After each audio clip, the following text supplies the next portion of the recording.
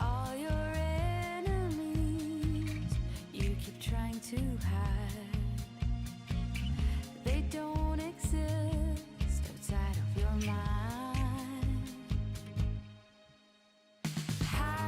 Higher than the rest, far from all the voices telling us we can't. Higher than the pain.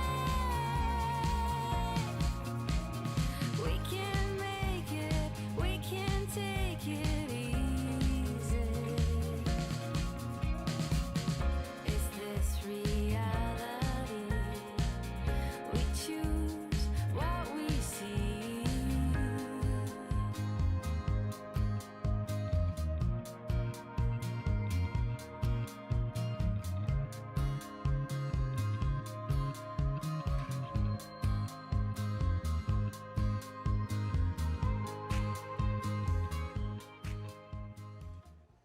Good evening, South Tama Trojan fans. Welcome to another week of football action here on Trojan Country.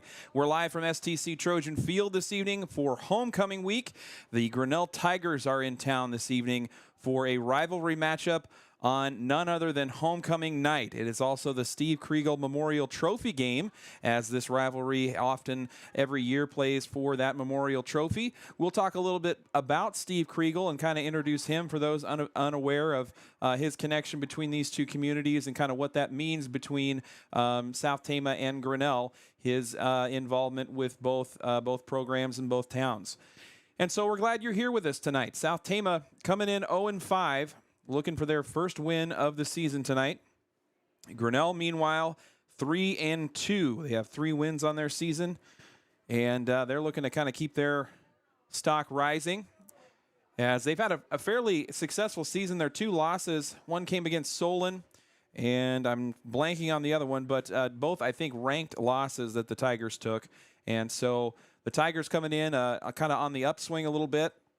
Several returning players from last year's squad come into this year's lineup, and we'll kind of talk about that and kind of break down the matchup a little bit later. It's the Salt Creek Wind Project pregame show. Thank you to Salt Creek Wind for their support of Trojan Country Broadcasts and South Tama County Athletics. So kind of looking around the district, Williamsburg out ahead in Class 3A District 5. Trojans were on the road to take on the top-ranked Williamsburg Raiders last week over in Williamsburg. For those that tuned in, it was a very quickly decided matchup, as the Williamsburg Raiders scored 27 unanswered points in the first quarter without the offense even taking the field against South Tama. And just a bit of an anomaly game, I think, for both teams, as the punt team, or the kind of special teams, kind of got away from South Tama, and a couple interceptions really just kind of kept piling on the score a little bit. And so the final score there last week, Williamsburg winning 61-6, South Tama getting a touchdown in the second half. Kinzer Jeanette was the receiving target from Daniel Weiss to get that touchdown for the Trojans last week. So the Trojans lose 61-6 last week.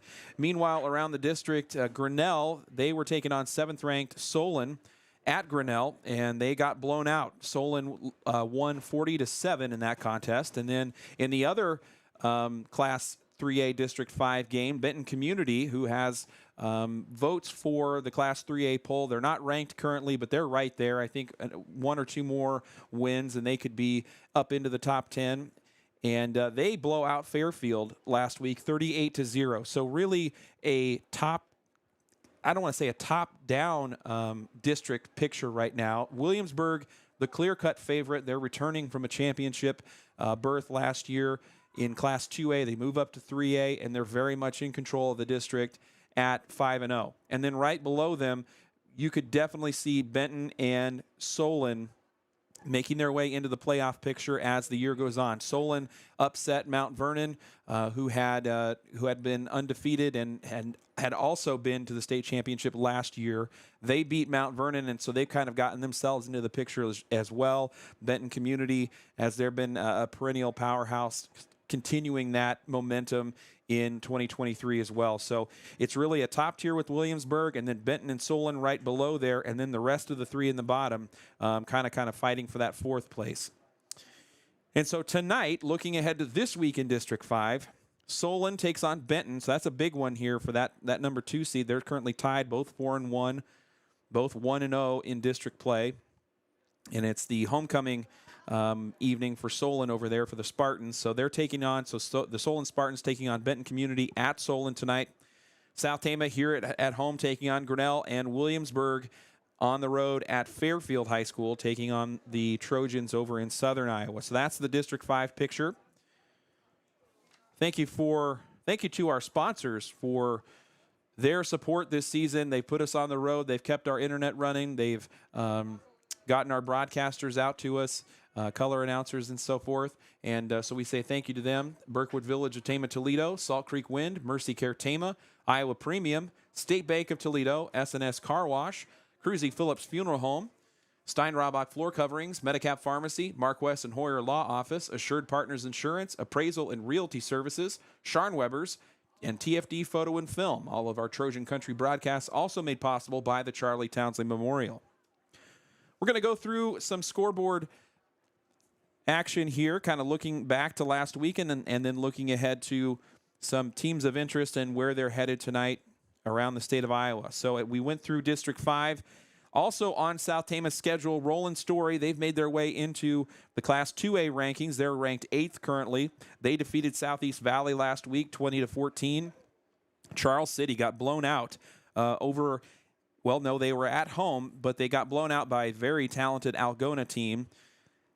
I have seen I don't believe Algona is ranked currently as a unit, but they've got some kids there that I've seen some different individual players that have made their way into some Des Moines Register top 10 rankings and players to watch sort of features. And so Algona Bulldogs, very talented up there in northern Iowa. Then Knoxville, they were taking on Atlantic. Lost another close one. They had 2 one-point losses early in the season. They get a 3-point loss here at home against Atlantic, 20-17. Knoxville losing in week 5. And Center Point Urbana, meanwhile, they were up at Loras College taking on Wahlert Catholic. They lose to Wahlert Catholic 36-14. Then around the Tama County area, North Tama got blanked by number 9 ranked Wapsie Valley 45-0 on the road. Union Community took on another 9th ranked team, Prairie City Monroe, and they lost 45-21 at home. East Marshall faced South Hardin. South Hardin won that one at home 55-20. Gladbrook Rhinebeck stayed undefeated, blowing out Janesville 38-8 over in Gladbrook. GMG Garwin took on Tripola. It was a close one at GMG, but GMG took the win. 54-52 was the score there. Big scoring game in 8-player. Marshalltown won over Ottumwa 44-7 on the road. BCLUW took on North Butler Green, and North Butler won that contest 21-7. Dunkerton defeated Meskwaki Settlement 68-6 at Meskwaki High School. BGM and Montezuma kind of had a track meet over in Montezuma. BGM ended up coming out on top 55-50. 55-50, what a score, goodness. Top-ranked Grundy Center faced Columbus Catholic. That was a Thursday game, if I recall right. And Grundy Center stayed undefeated as well, 21-14. They defeat Columbus Catholic in Waterloo. And Independence, meanwhile, defeated Central Clinton DeWitt, 39-14 on the road. Tonight, Roland Story taking on Greene County. Charles City facing off against Humboldt at home. Knoxville has 9th-ranked Nevada on the road. It's Nevada's homecoming. That'll be a tough one for the Panthers. Center Point Urbana, meanwhile, hosting West Delaware. North Tama faces North Butler. That's at North Butler. Union takes on Jessup at Jessup. East Marshall faces Hudson. Gladbrook Rhinebeck taking on BGM over at Brooklyn. GMG facing 9th-ranked Clarksville. Marshalltown facing Waterloo West. BCLUW hosting Martinsdale St. Mary's Catholic. Belle Plaine versus Montezuma. At home, Meskwaki Settlement taking on Tripola. Grundy Center hosting South Hardin, and Independence at Wahlert Catholic. All right, we're going to take a quick break. When we get back, we've got tons of stuff happening in this Salt Creek Wind pregame show. We're going to talk a little cross-country, get a cross-country coach's corner from Robert Tynisma, the head coach over there. We've got to hear about Steve Kriegel and a little memorial piece about him. We've got an interview coming with South Tama's quarterback, Daniel Weiss. Our homecoming celebration, the King and Queen homecoming court coronation, is going to happen here in about, I'd say, 10 minutes or so at the conclusion of this Frosh game. So right now we're in the fourth quarter. 7:30 left to go in this Frosh game between South Tama and Grinnell. The Trojans are up again. They're undefeated, and they're leading 12-6. So another competitive, exciting game of freshman-sophomore football here leading into tonight's varsity game. And so at the conclusion of that, we're going to cut into homecoming activities here on the track. And then we will kind of break down the matchup and get you your starters for South Tama and Grinnell and take a look at their two teams and how they fared last week in Week 5. So thanks for being with us. We'll be right back after a short break.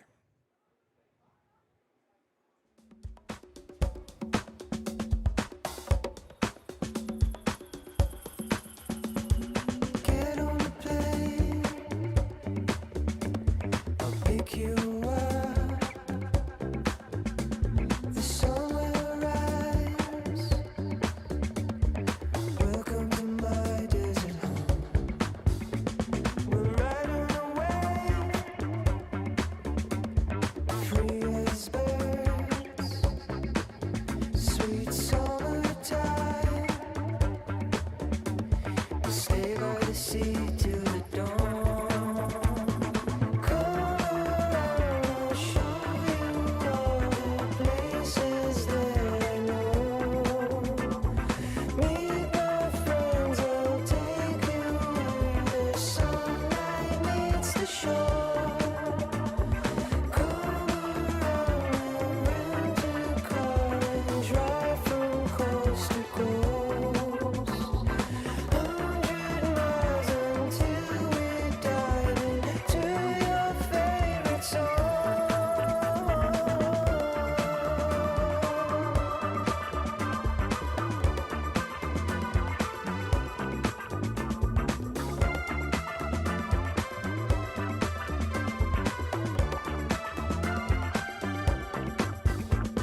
Lie on the sand, look up to the sky, hide from the blue. Happiness you never knew. Your hair in the breeze, big palm trees, a drop on your tongue. An orange horizon of blue. Come around, I'll show you all the places that I know. Meet my friends, I'll take you where the sunlight meets the shore. Come around, we'll rent a car and drive from coast to coast. 100 miles until we dive into your favorite song.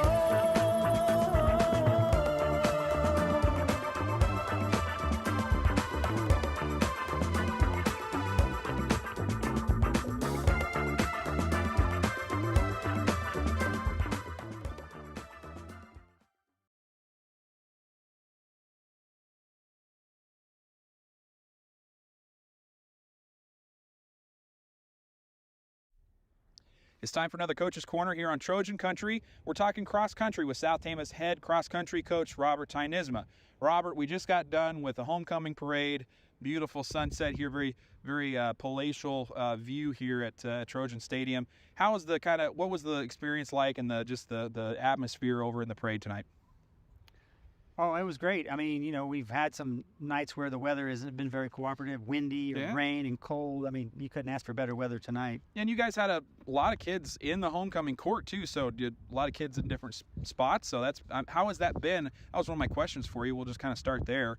On a week where you've got 3 or 4 kids in the homecoming court. We had Amari, Jimmy, Tommy, Kayla, Right. and then our 2 foreign exchange Right, gals. right. All of those guys on the cross country expecting that were on other that were busy doing other stuff. Other stuff. So we had to kind of modify our practice today, and we went really as early as we could, like at 3:30. Got the kids in and out, and then tomorrow they're not going to. It's just an easy recovery to get ready for our Saturday meet at Wartburg. Yeah. What is the kind of message that you try and give to the kids when they get to a busy part of the year, or when things are really kind of hectic as they're trying to manage their training, their practice, and also their schoolwork? What's kind of how do you kind of coach them to balance all that? It's just constant reminders. Yeah, we're not big fans of homecoming week in terms of it. Right. It messes with practice and that kind of stuff. But we just keep like, okay, guys, you can have some fun, but let's be smart about it. We don't have to be out every night till midnight or 1 o'clock. We need some rest in there. Just be smart about it. Yeah. All right, so let's back up a little bit, talk about the Roy Griak Invitational up in Minnesota. You guys travel. Was that near Minneapolis? Is that about right? Yep, okay. Can you give us an idea of what the trip was like for the group? How long of a drive was it? What was the kind of experience like from start to finish, sort of? Well, fortunately, the school, the AD and so forth, they supported us doing this and allowed us to leave on Thursday. Nice. We left about noon on Thursday, so it was technically a 4-hour drive, but with a couple stops in there, and then traffic in Minneapolis, it was probably closer to 5. So we left Thursday with the plan of getting to the course. Okay. The course was open from 2 to 6. So we got there in time. The kids could check out the course, walk the course, jog the course. I checked in, got our packet, and then we could head back to the hotel, check in, and then we went to the Mall of America, just kind of relaxed, had something to eat. And then we didn't race till early afternoon on Friday. So again, you didn't have to rush in the morning, didn't have to get up early. Yep. And we could take our time and have a good breakfast, which would be good for the race, and then travel to the course in enough time to get ready to go. So I saw, kind of looking through the results, 3 different sort of brackets maybe of races, and then when I saw South Tama's results, they were in kind of a big group of almost 400 or so different runners. So did the entire South Tama team run in that one championship bracket, or was it only a couple of South Tama's runners, or how did that all work? Well, this year they added a race. Normally they have 2 high school races, Okay. and they added another high school race, partially I think because of the starting grid and having too many teams. So they try to spread things out a little bit more. So they added this championship race, Okay. and then they asked if any, like, did you have a preference, or did you want to be in the championship race? So we said, yeah, let's be in the championship race, and that was everybody ran in the championship race. I mean, there's a lot of good quality schools in that race from the area, Wisconsin and Illinois and Iowa. So we were looking for the competition and that environment just to kind of prepare us for the end of the season. Right. And how did you guys do from a kind of a results or performance standpoint? How do you feel like your runners responded up there and in a totally different state and a different environment? I mean, they did well. I mean, did we have PRs? No. The course, I don't think, was designed for us to be running PRs based on where they were. It was a tough course. It had some hills. It had some elevation changes. Yep. All those bodies on the course, 400 bodies. Yeah. That's more than the state meet. Yeah. So navigating it, running your tangents, and getting your route through those groups was tough. Right. But that was kind of, we were expecting that, and wanted the kids to kind of feel what that's like, and how do I get myself up and ready for a big meet with good competition? Because again, we want that mental toughness come the end of the season for districts. Right. Sounds like you're getting a bat signal there. All right.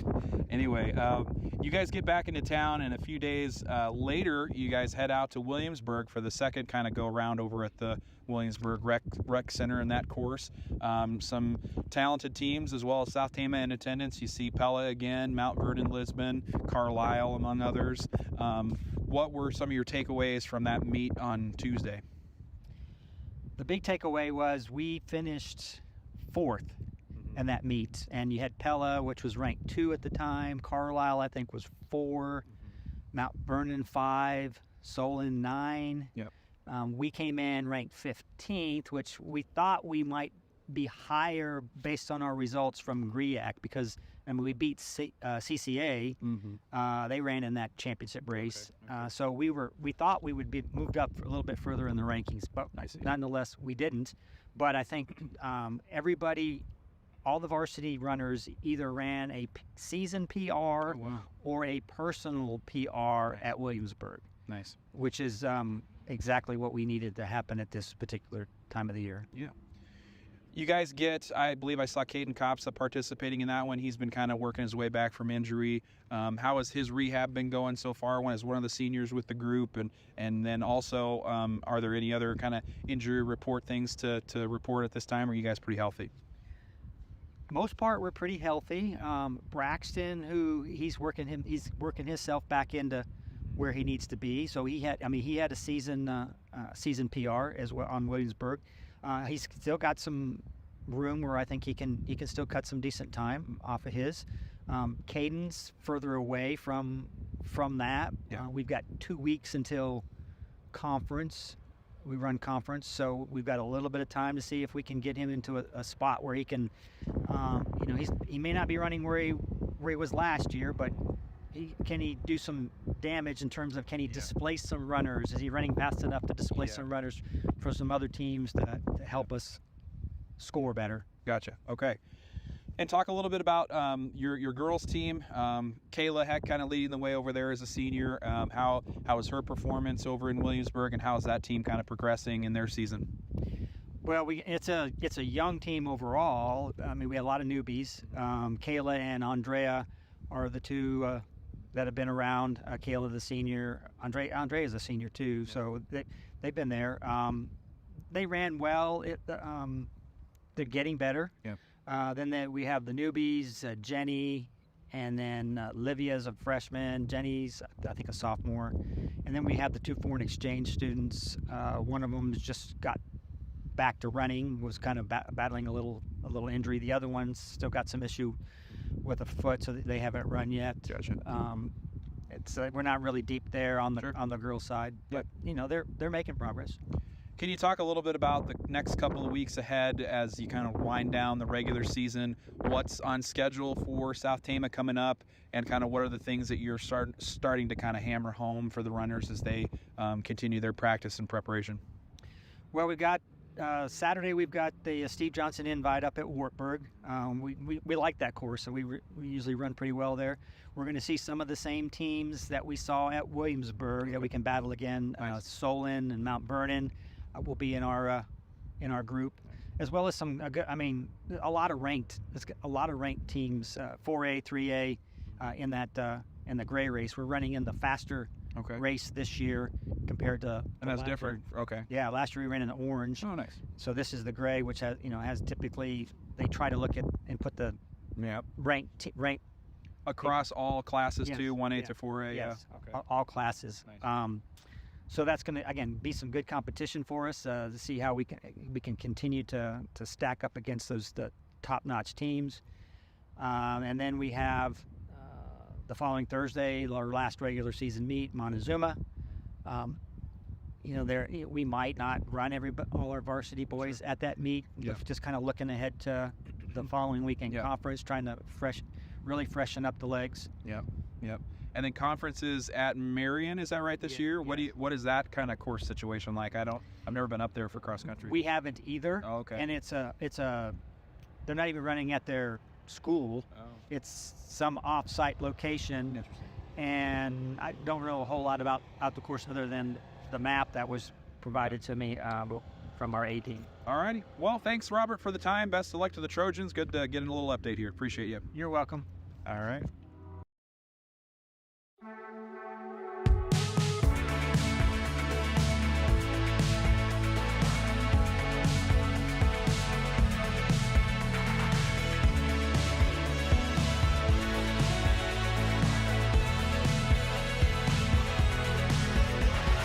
One of the things that you think about when it's too much for you.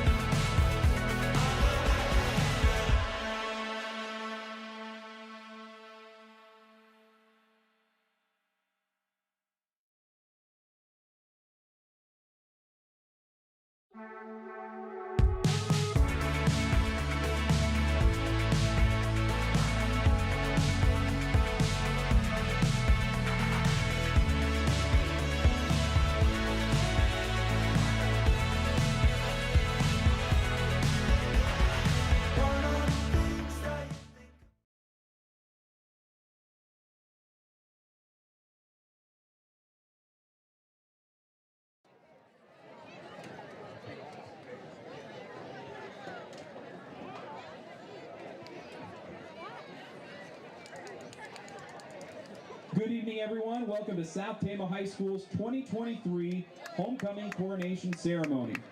It's a beautiful night for football, beautiful night for homecoming. Thanks for being with us, everybody. We're going to start by introducing our 2023 Homecoming Royalty.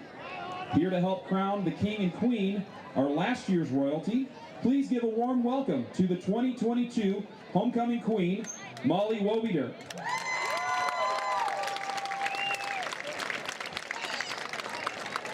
Last year's Homecoming King, Rudy Papaki, was unable to be with us this evening as he's now a member of the University of Dubuque football team and is practicing tonight with the Spartans as they prepare to take on Central College tomorrow afternoon in Pella. Our first Queen candidate is Takaya Rosenberger. Takaya's parents are Tamara Moskimo and Ty Rosenberger. Takaya has been involved in football cheer, basketball, soccer, Native American Club, and the Fall Musical. Her future plans include attending Hawkeye Community College to enter the dental hygienist program. Takaya's favorite thing about her partner Mikhail is his determination and that he always says yes to all her ideas. Queen candidate Takaya Rosenberger.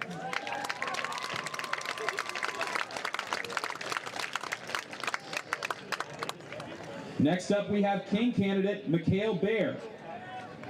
Mikhail's parents are Mark Baer and Brooke Moskimo.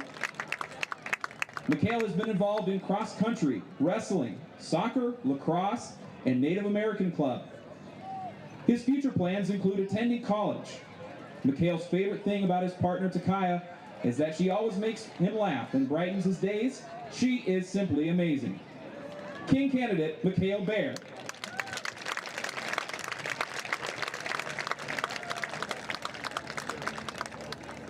Our next Queen candidate is Gloria Mullen. Hi, Gloria. Gloria's parents are Travis and Hannah Mullen. Gloria has been involved in volleyball, track, and soccer. Her future plans include pursuing a career in real estate. Gloria's favorite thing about her partner James is that he always spreads kindness everywhere he goes. He's very positive, humble, and a hardworking person. Queen candidate Gloria Mullen.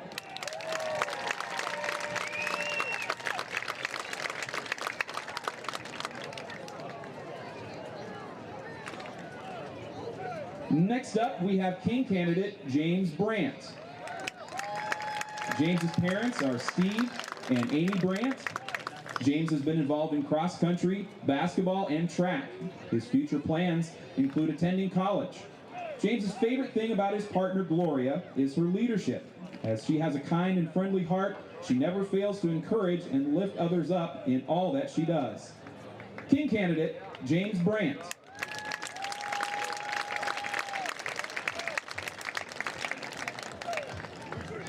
Our next Queen candidate is Natalie Meek. Natalie's parents are Brad and Gail Meek. Natalie has been involved in volleyball, soccer, yearbook, AmeriCorps student leader, and prom committee. Her future plans include attending Elgin Community College to enter the radiology program. Natalie's favorite thing about her partner Amari is how he gets along with everybody and how hardworking and dedicated he is in all of his activities. Queen candidate Natalie Meek.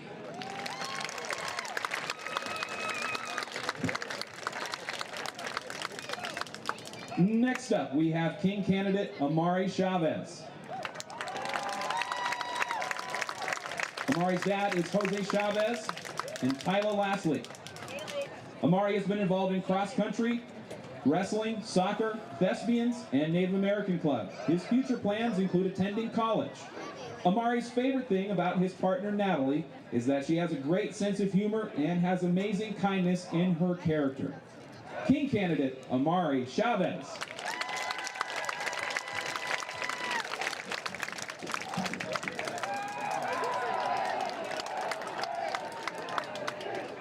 Our next Queen candidate is Kaylin Murdy.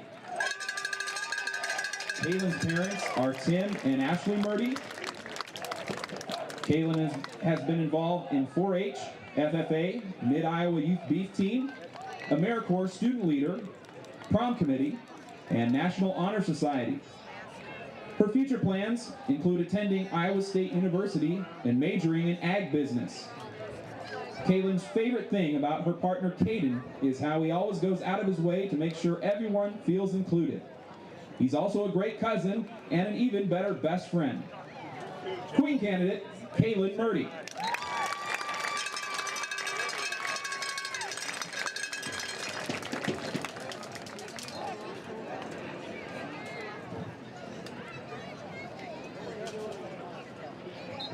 Next up, we have King candidate Caden Tim.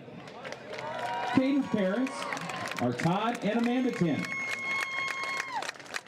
Caden has been involved in basketball and tennis. His future plans include going to college to become a teacher and play tennis at the collegiate level. Caden's favorite thing about his partner Kaylin is that she can always make him laugh no matter what. This is one of the most hardworking people he's ever met. King candidate Caden Tim.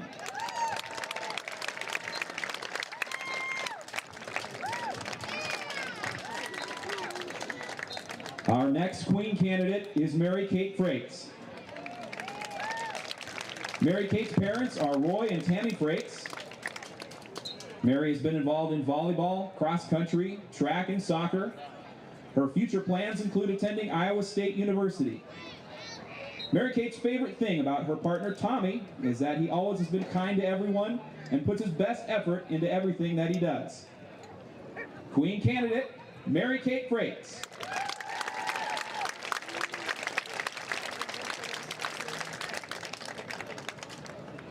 Next up, we have King candidate Tommy Tynisma. Tommy's parents are Robert and Penny Tynisma. Tommy's been involved in cross country, basketball, track and field, band, and National Honor Society. His future plans include going to college to study computer science and run at the collegiate level. Tommy's favorite thing about his partner Mary Kate is that she's friendly and she makes people feel welcome and is very easy to talk to. King candidate Tommy Tynisma.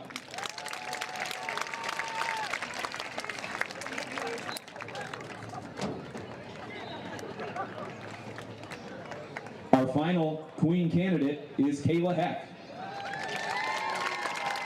Kayla's parents are Jason and Amanda Heck. Kayla's been involved in cross country, basketball, track and field, color guard, band, and National Honor Society.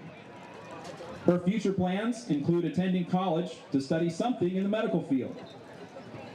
Kayla's favorite thing about her partner Daniel is his dedication toward his athletics and his competitive drive to push himself to do his best.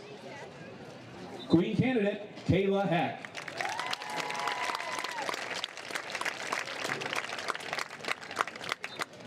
Our final King candidate tonight is Daniel Weiss.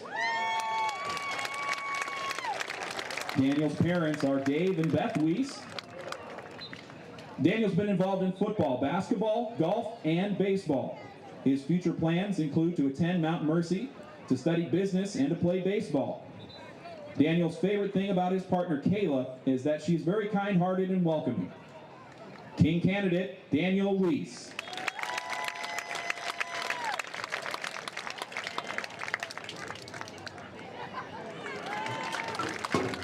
Trojans, let's give it up for your 2023 Homecoming King and Queen candidates.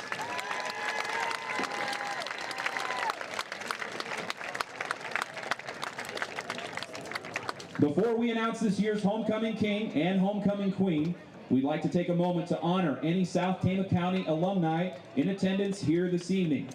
We'll call out alumni by decades and ask that those in the crowd that are alumni members would stand and remain standing for a round of applause at the end. All right, first up, if you're from the South Tama class of 2010, through last year's graduating class of 2023, please stand up.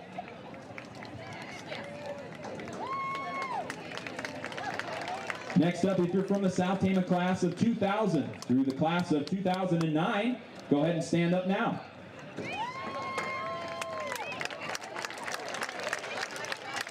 If you are from the South Tama class of 1990 through the class of 1999, please stand.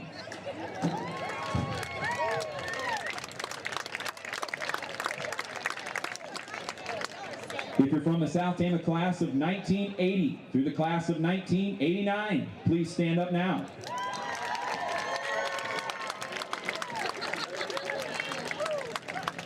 If you're from the South Tama class of 1970 and the class of 1979, all the way through the 70s, please stand up now.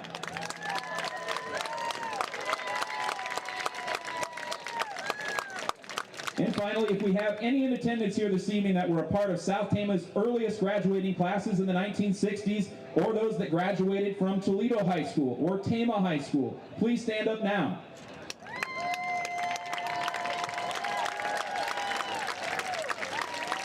Alumni, please keep standing for just one moment. Students, here before you are generations of South Tama Trojans that walk the same halls as you, have many of the same hopes and dreams as you do, and are here to support you now and in the future as you grow and chart your own pathway forward. Let's give a round of applause for all the South Tama County alumni here tonight, as well as those who cannot be with us.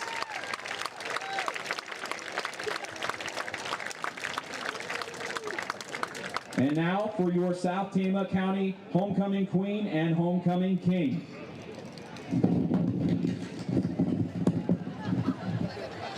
It's me opening the envelope. Your 2023 South Tama High School Homecoming King is Caden Tim.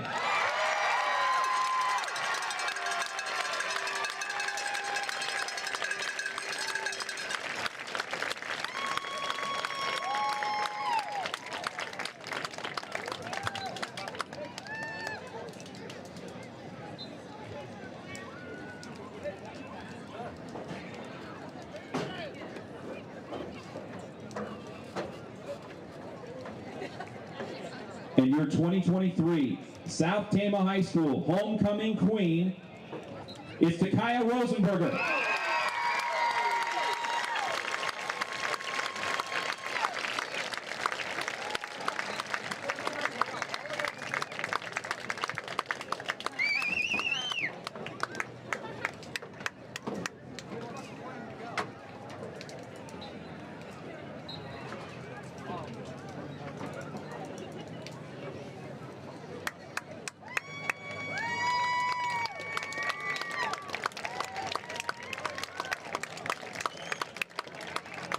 Trojan fans, to close out our ceremony today, as you came through the doors, we have the words to the South Tama County fight song. Many of you know them. Please sing with the STC High School Marching Band under the direction of Mike Carnahan for the STC fight song. Take it away, band.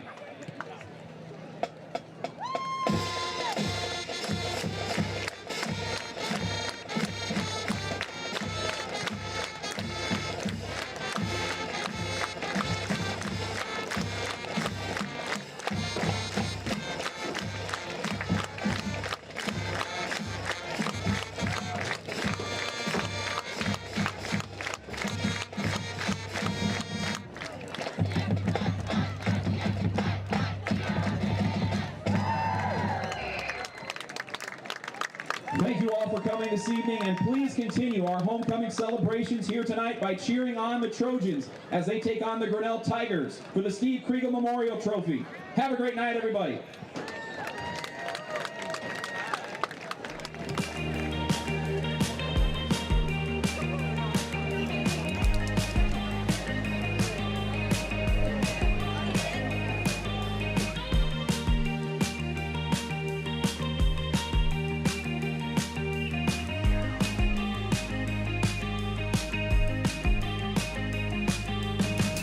I've been walking around, waiting for you to shine. People passing me by. Does it feel like I belong? Trying to keep it alive. Love is on the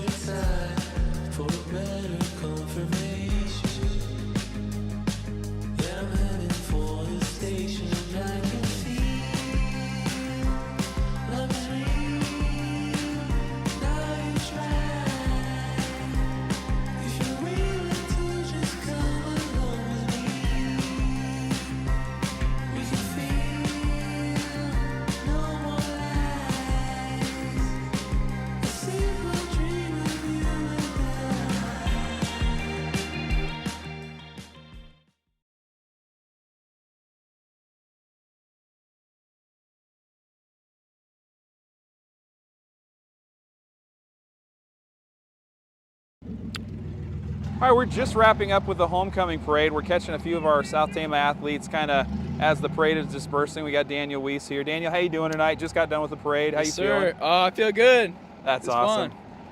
So you're part of the homecoming court this year. How's that experience been for you so far? It's been fun, different, a little out of my comfort zone, but Yeah. it's fun. It's fun. Well, thanks for taking some time here on short notice. Yes, sir. First, can you give us your name, your grade, and what position you play for the Trojans? I'm Daniel Weiss. I'm a Gonna be a little senior, chaotic. We'll be all right. and I play quarterback and cornerback. All right. How has it been kind of plugging back into the football program after a couple of years away?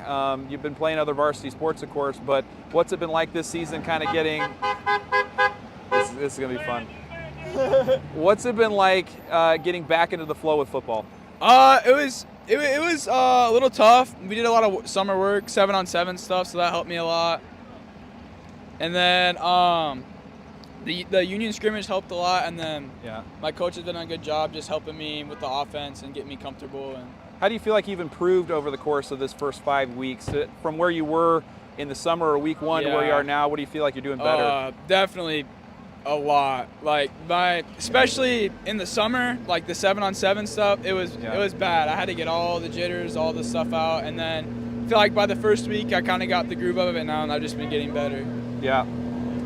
Talk about the team here a little bit. What do you feel like it's going well for the Trojans right now? I know it's been a tough start to the season, some bigger losses and some challenges for sure. But can you talk about some of the positives, things that you feel like are going well or are improving or getting better each week? Definitely our O-line's definitely stepping it up.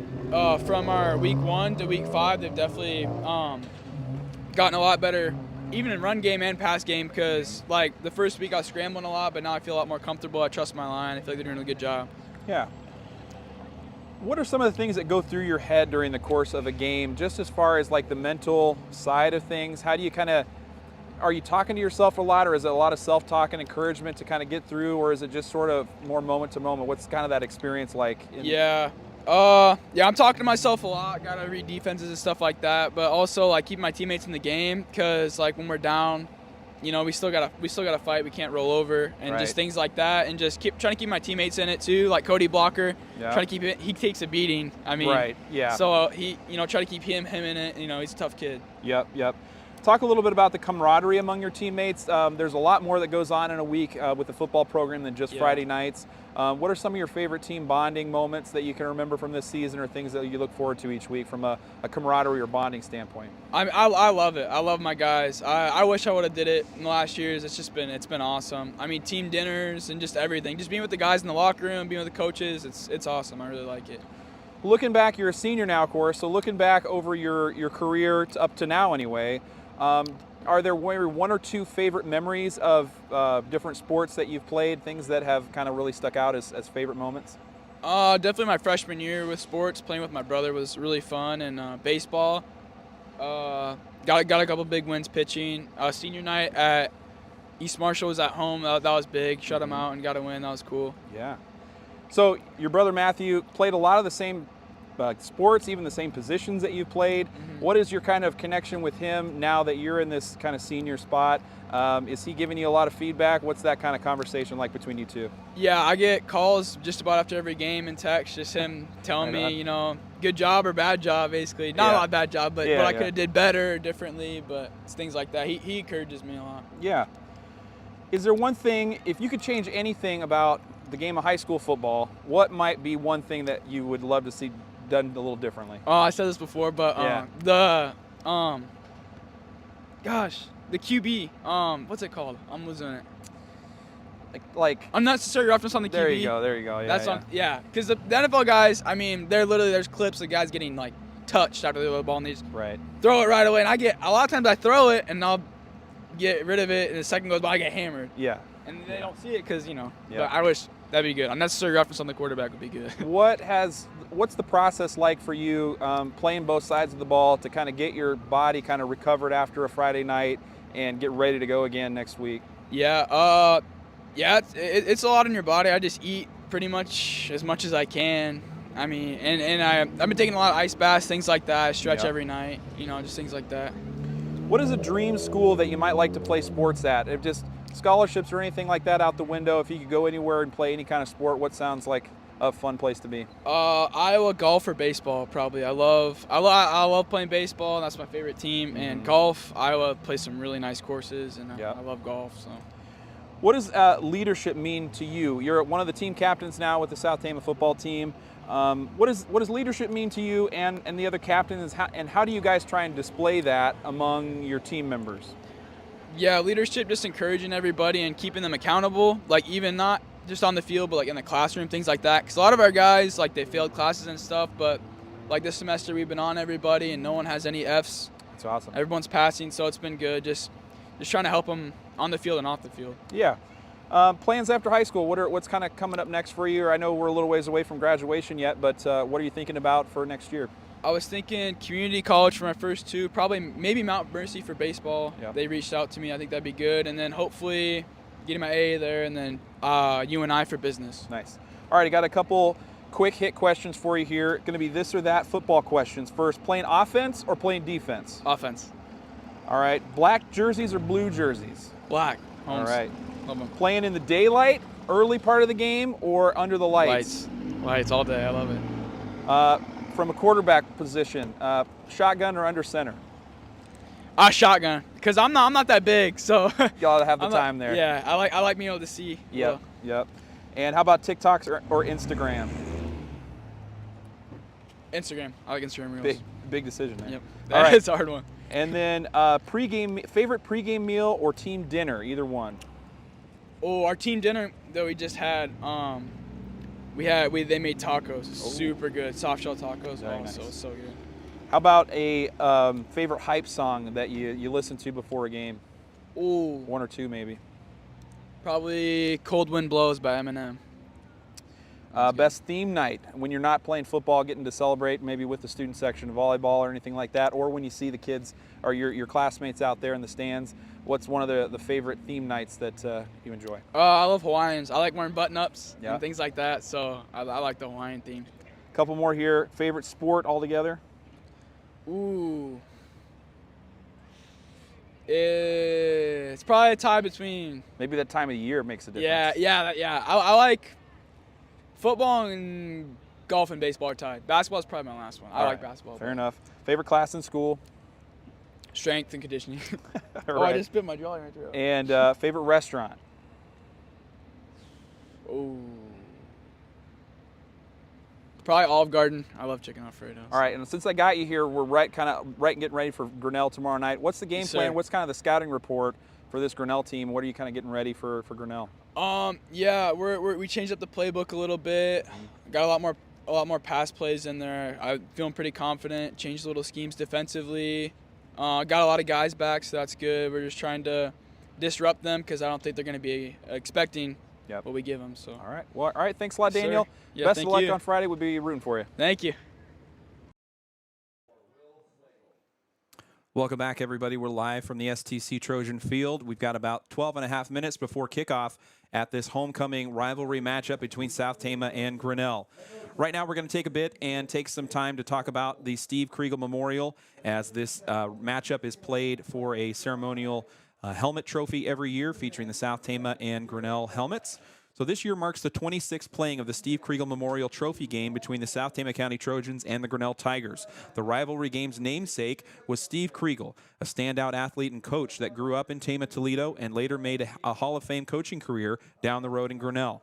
The son of Jack and Lois Tim Kriegel, Steve Kriegel was born January 22, 1952 in Tama, where he was raised and educated. He was a 1970 graduate of South Tama County High School, where he competed in football, basketball, tennis, and baseball. He was an all-conference selection in tennis and an all-state selection in football, basketball, and baseball. Kriegel earned a bachelor's degree from Central College and won 8 letters competing in football, basketball, and baseball while in college. He was all-conference in football and baseball and was the baseball team's most valuable player in 1974. Steve later received his master's degree in education administration from Northeast Missouri State University. Kriegel was married to Susan Wood on August 2, 1980 in Grinnell. The couple were later the parents of 3 children. A head football coach for 14 years at Grinnell High School, Mr. Kriegel set a school record with his 89-51 record. While winning 3 South Central Conference football championships in 1985, 1990, and 1991, he was honored several times by his selection as Coach of the Year and was elected to the Iowa Football Coaches Hall of Fame. He also served as an assistant football coach at Grinnell College for 5 years, during which the Pioneers recorded their most successful seasons in many decades. Coach Kriegel had 200 wins as a basketball coach. His 1986 and 1991 Grinnell teams were state tournament participants. He also took teams to the state tournament in tennis and in baseball. Steve Kriegel died on November 21, 1997 at the age of 45 due to pancreatic cancer. The Steve Kriegel Memorial Trophy game has been played each year since between South Tama and Grinnell in Steve's honor. The winning team each year takes home a ceremonial trophy featuring football helmets from South Tama and Grinnell, representing Steve's impact and belonging to the two communities. Over the past 24 years, Grinnell holds 18 wins over South Tama during the Steve Kriegel Memorial Trophy Game Series. South Tama, meanwhile, has won 7 times, most recently in 2018.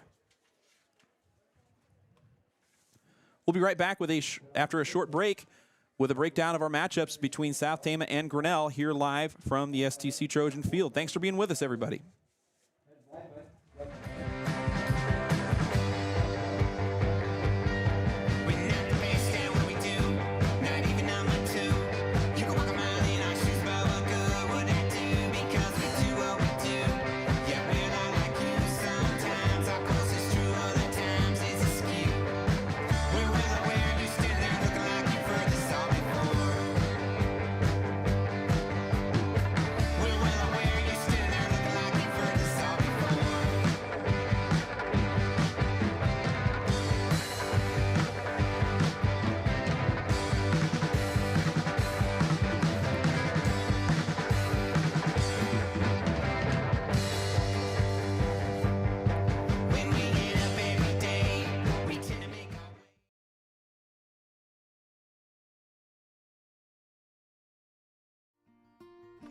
Tama County farmers have been the economic engine of our community for generations. Every year, they face risks in weather, market prices, fuel costs, and other factors. Luckily, a wind project can help mitigate those risks. For the next 50 years, dozens of farming families have chosen to add another cash crop to their operation in the form of wind generation. They have the right to use their land as they see fit, the freedom to farm wind. Learn more about how Tama County wins with wind power at freedomtofarmwind.com.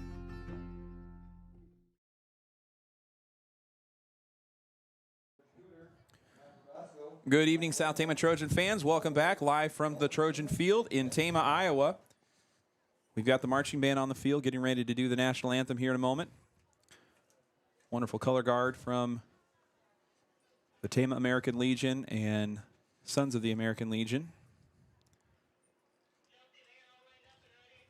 All right, I think we're actually going to just take a quick break while we have the national anthem. When we get back, we'll get your starters for Grinnell and for South Tama here in tonight's rivalry homecoming matchup.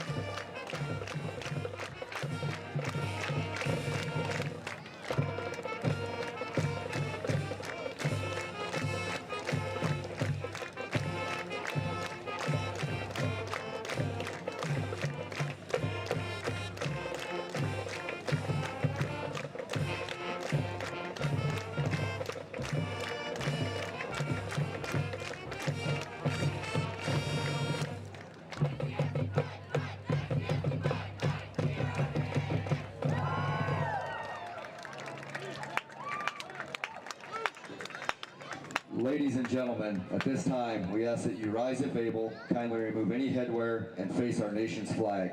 Our national anthem is performed tonight by the STC Marching Band under the direction of Mr. Mike Carnahan.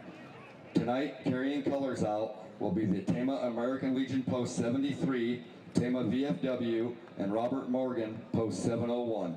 The color guard are current high school football players Tanner Large and Wyatt Silhonic. They are the sons of the American Legion.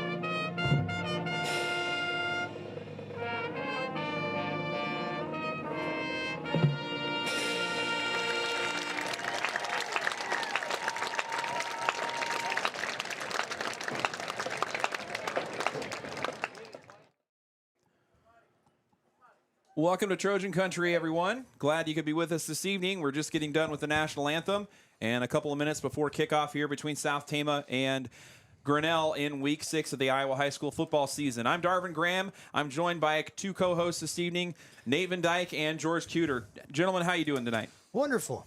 Great. Good night for a rivalry game. Oh, yeah, absolutely. A little warm, a little toasty, but we'll take it over rain and 40-degree temperatures.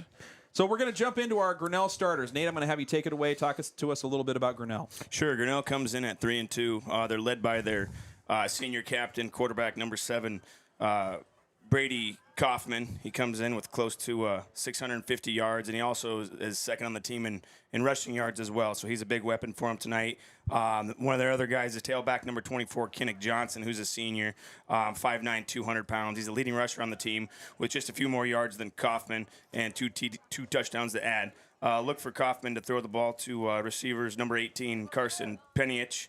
He's 6'4", 180. He's the leading in receiving yards with 209. And then tight end Braden Johnson, who stands 6'3" as well, coming in with 3 touchdowns. Other players for Grinnell on offense: halfback number 43, Andrew Peterson; wide receiver number 8, Evan Mahoney; wide receiver number 3, Cole Blackford; left tackle number 79, Ethan Walker; left guard number 52, Caden Witham; center number 75, Blaine Graff; right guard number 63, Jacob Burnett; and right tackle number 74, a freshman, Will Slagle.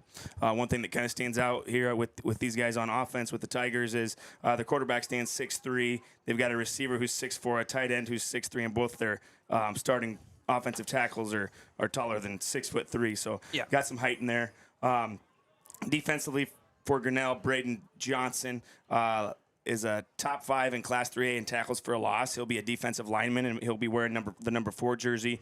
Their leading tackler is a linebacker number 14, Logan McDonald, who's a junior. Also starting for the Tigers, defensive lineman Ethan Walker, defensive lineman Josh Ringler, linebacker Jack Gallagher, Max Mintel at linebacker number 6, Brock Heischman, cornerbacks Evan Mahoney and Cole Blackford, both seniors, and 2 safeties, a senior, Carson Peniich, and number 11, Jack Hoops, as a safety as well. So there's your Grinnell starters. And George, if you could talk to us about South Tama here a little bit, as we're just getting real close to kickoff. Sure, here we go. We got leading the offense can be Daniel Weiss. He's been responsible for all this, basically be involved in all of South Tama's scoring plays. You got a new formation. Wide receiver Jeremy Dolash is having a great year, about 157 yards receiving. Tight end is Gavin Bridgewater, so he's back. There's good possibility you're going to see a little bit of action out of him. Defensively, running right through the middle, we're going to have 4 linebackers: Jacob Youngbear, Miguel Medina, Gavin Bridgewater, Drayton White on the defensive side of the ball. So they should see a lot of action. But we've got a lot of got a new flip-flop formations, kind of some things that we're going to get into today. We probably haven't seen it in a while out of South Tama. We've got, and you're trying to get Jacob Youngbear and Cody Blocker involved in the offense more, so we're not going to have to rely on the pass and things like that. And I think the kids are kind of excited about what they've put in tonight for Grinnell. Yeah, and South Tama returns Gavin Bridgewater to the lineup tonight. He's been out for multiple weeks dealing with an injury, and hopefully he's as close to his 100% as possible this evening. I think that could really change the makeup of what this team is and can do. Also, I believe Anthony Thompson available, and Tyrus Clegg back on the sidelines and is suited up tonight. Yeah, and before his injury, Bridgewater led the team in rushing, tackles, as well as tackles for the loss. He's the only player on the team with a quarterback sack as well, so he's going to play key tonight. So Adrian Valle kicks off first for the Trojans, and it'll be Jack Hoops, the kick returner, on the far side. Short gain there, up to around the 20. Playing for the Steve Kriegel Memorial Trophy tonight. It's always kind of fun. This is always a big game for everybody to play in. So you can see the fans from Grinnell are always going to come out. They're going to make the 30-minute trip north, or South Tama is going to make the 30-minute trip south. But I think it's, homecoming's being special. Last time South Tama had the trophy was 2020, I believe. Yep. In the series. All right, so Grinnell's going to come out in the trips formation. They've got trips right. They've got one receiver to the short side, empty backfield. Kaufman looking to throw. Quick throw here to Heishman. And Heishman's got some ground. Have some wheels. What, you got it? You can't. Yeah. And he finally gets touched out of bounds. Bridgewater pushes him out. And so another quick start for South Tama's opponent, as Williamsburg just put the gas pedal right through the floorboards in their first quarter last week. Trojans need to kind of find a way to contain and just kind of stand on their 2 feet a little bit here. And that's kind of one of the things that comes out on film about South Tama is if we get off to a slow start with a little confusion on the defensive line right here, we're going to have all kinds of problems. Pressure coming. And it looks like Youngbear on the stunt kind of blitzed right past him. Nice gain there by number Evan Mahoney. And then McBride on the tackle. So McBride coming from that defensive end position. Took a little bit of ground, though. 2nd and 2 for the Tigers in Trojans territory after a big run, a big catch and then run from Brock Heishman to set up the Tigers here. And Grinnell's empty backfield again. They're going to motion a receiver across the formation. Now they're in quads, so they have 4 receivers to the right. They're just going to throw a little jailbreak screen. Man, the outside. Oh, the ball goes down. Ball. And is that McBride? Yep. McBride coming all the way across the formation. There's a little bit of gift for South Tama. And McBride comes up with the fumble recovery, and South Tama will get their first look on offense here. He came all the way from the defensive end position. I'm not sure anybody caused the fumble. Just kind of. No, I think he just kind of had the ball in front of him, and he kind of flipped it a little bit. But that's a good thing. That's a good momentum shifter for South Tama. We just have to use a lot of the clock, and we have to make sure that we're going to go methodically down the field. The tight end, Braden Johnson, on that fumble. And I think he was just trying to weave himself through traffic and just kind of got his feet tangled up a little bit. And that's one of their 4 or 5, 6 foot plus guys out there. All right, here's quarterback Daniel Weiss and the Trojans on their first drive after the fumble recovery. And Weiss he's looking coming to throw. out to throw too. He looked for Clegg in the middle of the field, but he's going to use his wheels. Nope. Incomplete. Yep. And the first pass for Weiss goes incomplete. Gosh, Weiss he was getting close to that line of scrimmage, I think, when he threw that ball. I thought he was going to take off and run. I thought he was too. I thought he was going to use his legs a little bit. And that's one of the things that I think he's a little bit more dangerous with. When he gets confidence in his arm, he's going to take off and run. But if we can get Grinnell back on their toes a little bit, thinking that he's going to take off and run, it's going to just open up our passing game for it. Yeah, let's use that turnover. Let's get a little momentum here. Now South Tama in a pistol formation with blocker behind Weiss, trips to the right. Dolas, a single receiver to the left, I believe. Sweep to blocker. Oh, And pressure. Downs blocker for a loss. And that brings up 3rd and a country mile. Yeah, and that's the bad thing about this formation with blocker. He's in there, and one of the things that you got to realize is he's not that big, and if he gets to the outside, and they keep going to the outside, everything's going to be okay. Our offensive line just has to sustain those blocks, just so they can kick him outside, so he can gain some positive yardage. 3rd and 19 on the 25. Trojans in their own territory. Here comes Bridgewater in motion, and he's going to take the jet sweep. He's going to get to the outside. He's got the edge. We need a couple blocks. Yep. Decent little gain. It picks up 6, 5. Jack Somewhere in Gallagher there. on the knock out of bounds for Grinnell. But that'll bring up 4th and 11. Trojans regain some territory, maybe if nothing else, for a better position on the punt. If I'm not mistaken, my stuff shows Jack Gallagher as a sophomore. Is that right? Looking like it. Okay. And they've got 2 freshmen in the Yeah. lineup, in the starting lineup as well. So here's Valle to punt. Let's get a boomer here. He's been kind of a highlight of the season with his kicking. Jack Hoops back to return. And a flag right after the snap. Flags go flying. Yep. False start. Late a game, maybe. Could have been. Guess you got to keep an eye on that. Yeah, I know. The clocks are kind of out of our Play clock, yeah. eyes here a little bit. That's something new here at Trojan Field this year. Yeah, brand new scoreboard. A lot of local businesses coming together to make that possible. And also the play clocks on the end zones as well.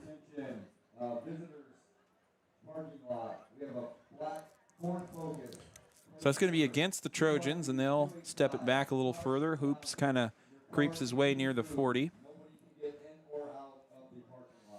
McBride doing the long snapping here tonight.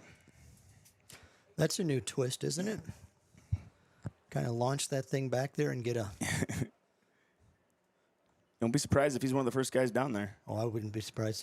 Here he goes. He's a football player. Yeah, you can't hit the center anyways on the Vaille's launch side. punt. So here's McBride. Can he break down? He might get a Loose ball again. Yeah. McBride I right thought he there. almost took another fumble recovery. And Hoops falls on it before letting it go, but good pursuit there by Kyan McBride, one of South Tama's captains this year. And I think that's got to be by design, knowing, you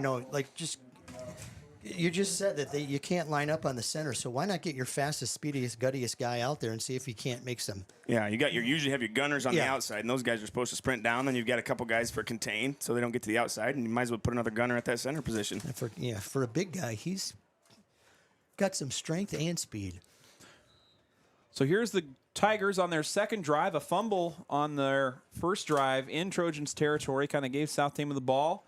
Trojans go 3 and out. Oh, Grinnell sends one in motion. Motions into trips. He's looking to the backside, and he's got a looking receiver. deep downfield. oh. Incomplete. And who's that? Weiss makes up some ground. He Daniel did. Weiss on the coverage, and that'll bring up 2nd down. And he got lucky that The receiver had a couple steps on Weiss, Exactly. but the ball was just slightly underthrown. Weiss able to make up some ground. I don't think Weiss ever saw the ball. No. His back turned to it, but we kind of got lucky there that he underthrew that ball. 2nd and 10 for the Tigers. 9:44 on the clock in the first quarter. Only the second drive for Grinnell so far. That was the first time Grinnell had any running back in the backfield. They did motion into trips. And I think they're going to let Kaufman kind of run the show here. He's their guy, isn't he? Yeah, he is. He's just an athlete. He comes from an athletic family. So they go trips to the left, throw another quick screen. They've done a lot of that. And South Tama giving You chase. can't beat speed, I'm telling you. And There you go. was that Bridgewater? Yep. Fine. Is it Bridgewater? Yeah, Gavin Yeah. Bridgewater 18. on the tackle. Took a nice angle. I thought he was gone. Was that mental for Grinnell? Yes, I believe so. I thought he might have been gone. Couple breakaways here early in this first quarter. Brock Heischman had a, 60-yarder down the sideline on the Grinnell first drive. All right, let's see if we can put a little goal line stand inside the 20 here. And Grinnell goes right back to that trips on the left side. I wouldn't be surprised if they fling another quick screen out there. It is the short side of the field, though. You get number 18 here on the... Okay, we're going to have a quarterback sneak. Coffin going right up the middle, breaks a couple tackles. Second and short. Near the line to gain, but not going to be enough. That's the thing when you go against a spread football team. You get all those receivers out there. It spreads your defense out as well. There's a lot more space in the middle. You can have a lot less guys in the box. And Kaufman, as a junior now, a big body to take down if he's got a head of steam.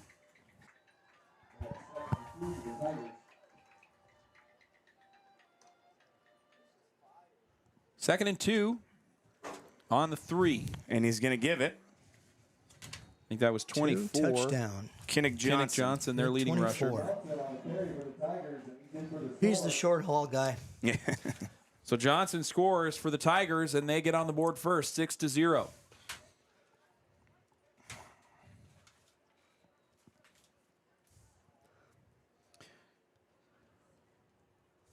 It'll be Hoops to kick the PAT. The Tigers come out with BAT is good. PAT is good. 7-0. The Tigers with 2 separate kickers. They have Hoops dealing with the PATs and field goals, and Carson Penich doing the kickoffs. Penich as well also doing punting for Grinnell tonight.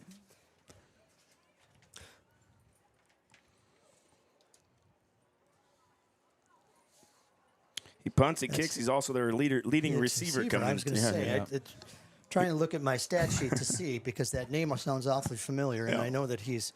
Well, they've got one of the things about it is with Grinnell is that they've got a lot of Mr. Everythings, and they can spread you out and make you hurt in a lot of different ways. And they've always, I don't care what the record is between South Tama and Grinnell, this is always a close, tight game. And any time they can score and run up scores, because they know that South Tama is going to play tough this whole game. So that's one of those things. Back deep to receive for the Trojans, Tyrus Clegg on the near side here, number 5. And on the far side, it's going to be Cody Blocker. And it's going to go to Blocker. It's going to go out of bounds. Out of bounds. You can't do that on the kickoff. So Anthony Thompson out there on that kick return. Glad to have him back. He's out for a couple weeks. The Trojans get a little healthier here in week 6 against Grinnell. We are missing one of our big linemen, Marty Garcia. Yep. Rigoberto. He's a help. He's just a big body Kind of to a have to hole get stopper, through, yeah. and Grinnell is not that big in their front four. And I so think that's why some of the shifting around happened this week. So on defense, South Tama's got Keaton Sokol working at the nose tackle. Yeah. And Juan Robles, reportedly at least, I haven't paid too close of attention, was supposed to be out on an end position, trying to take advantage of a little bit of a mismatch there. Well, they moved Robles to center, too, to get Medina to the guard position. A little quicker guard. Maybe they can use Medina to pull a little bit. And Robles has been pretty solid on the snaps. Weiss with a little fake and maybe a counter to Blocker. And the ball hits the turf. hit the ground. Blocker just had to fall down to keep the possession alive. That'll be a loss in the backfield, bringing up 2nd and 13, 14. And I think that's the hardest thing about being Cody Blocker these days, is that he is just, he runs hard, and he plays the whole game, and he gives 110% effort. But how many carries did he have up there at Williamsburg? Yeah, and the blocking is just not there.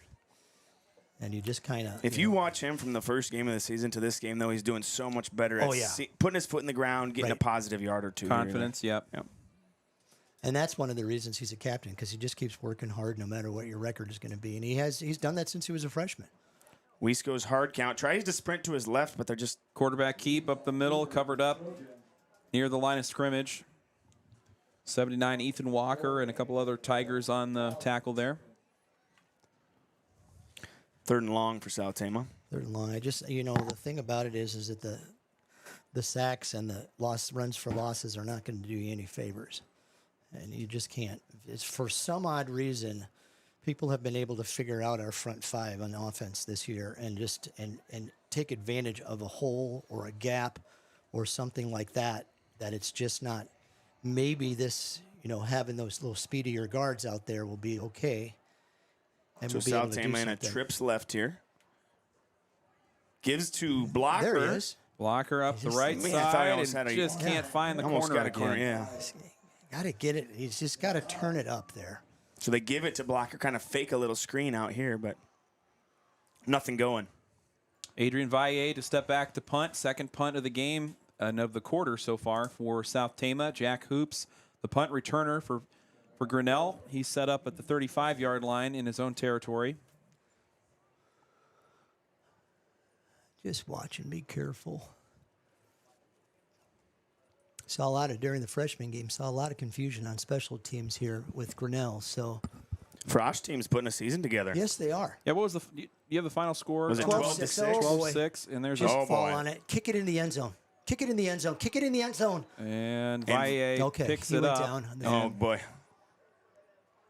And Yep. so punt issues continue for South Tama. The CPU game in particular 2 weeks ago was So the Tigers, they're going to have a first and goal on the On the two two. or three. And Valle, you know, you're saying kick it out of the back of the end zone. He's only played for a couple of years. He Yeah. doesn't have that. He's got a good leg, but sometimes it takes some time to understand the game. That's the thing too, is that we brought that up since game one, is that the inexperience sometimes it will really get to you. And these Grinnell guys have been playing together since they were in 7th grade. You know, so it's hard. It's game. You know, football's a hard game. So it's going to be a give up the middle. Johnson Yeah, it's again, the extra ball touchdown. carrier, and he gets his second touchdown of the night. That's Kinnick Johnson scoring after the bobbled punt. The punt didn't happen. The snap went high and beyond Valle. Valle downed it inside the 5, and Kinnick Johnson just put it in for a touchdown. 13-0. Jack Hoops comes on to kick another PAT.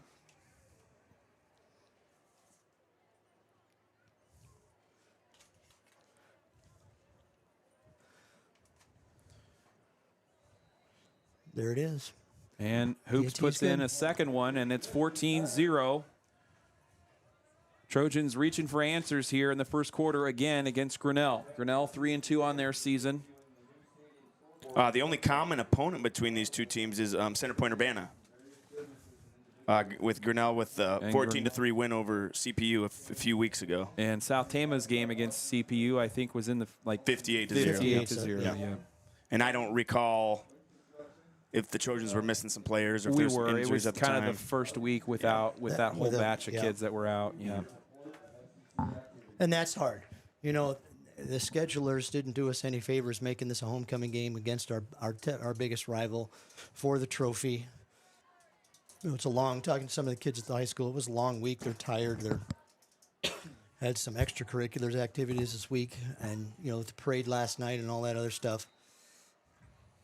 So, Coronation parade, dress-up days. yeah. Right. A lot of hoopla. Okay, we're going to see Tyrus Clegg Go. getting the ball for the first time since he's come back from an injury. And he's right up the middle to about the 21-yard line. Driven back Nice by a little pile gain, of though. Grinnell Tigers. Just got to go forward here. We can't go backwards. So South Tama's third drive of the game here, the first two ending in punts. Both 3 and outs, I believe. Both 3 and outs. One punt, one. I don't know. One what we attempted got. One punt, I attempted guess, yeah. punt, I guess. Yes. Yes, it was a. That's, and you know, it's hard to beat a So team. does he get negative rushing yards there, Valle? About 20 of them? No, actually, he doesn't. I don't think so. Yeah, I don't know. I don't know. The more you know. Seriously, I don't think he does. Yeah. I think it's because Where do those yards go then? You know what I mean? The Well, I know the punt fumble recovery? from where you kick the ball. It always goes Right. from the line of scrimmage. Right. So you always go forward on a punt unless you kick it over your head. Weiss flings it out to Bridgewater. It gets batted at the line of scrimmage. Brock Heischman on the tip there, getting in the passing lane. And they're trying to really set up Bridgewater on a lot of little Yeah. screens here. His only other touch was on one of the jet sweep, where he picked up about 5 or 6 yards. Which would indicate. And that can work. He's healthy. Yeah. And that would indicate, though, South Tama's maybe uneasiness about their line to send Bridgewater up the middle through the tackles. Get the ball out there quick. Yeah. Yep. Get into a playmaker's hands. Little tighter formation here, though, for South Tama. Second and 10 off the incomplete pass. Two tight ends. Weiss under center in like an ace formation. Blocker about 5 yards deep. Blocker takes the pitch to the left. Boy, but he and is finds not- a little cutback lane. Nice block by Bridgewater out there on the edge, but it's just not enough.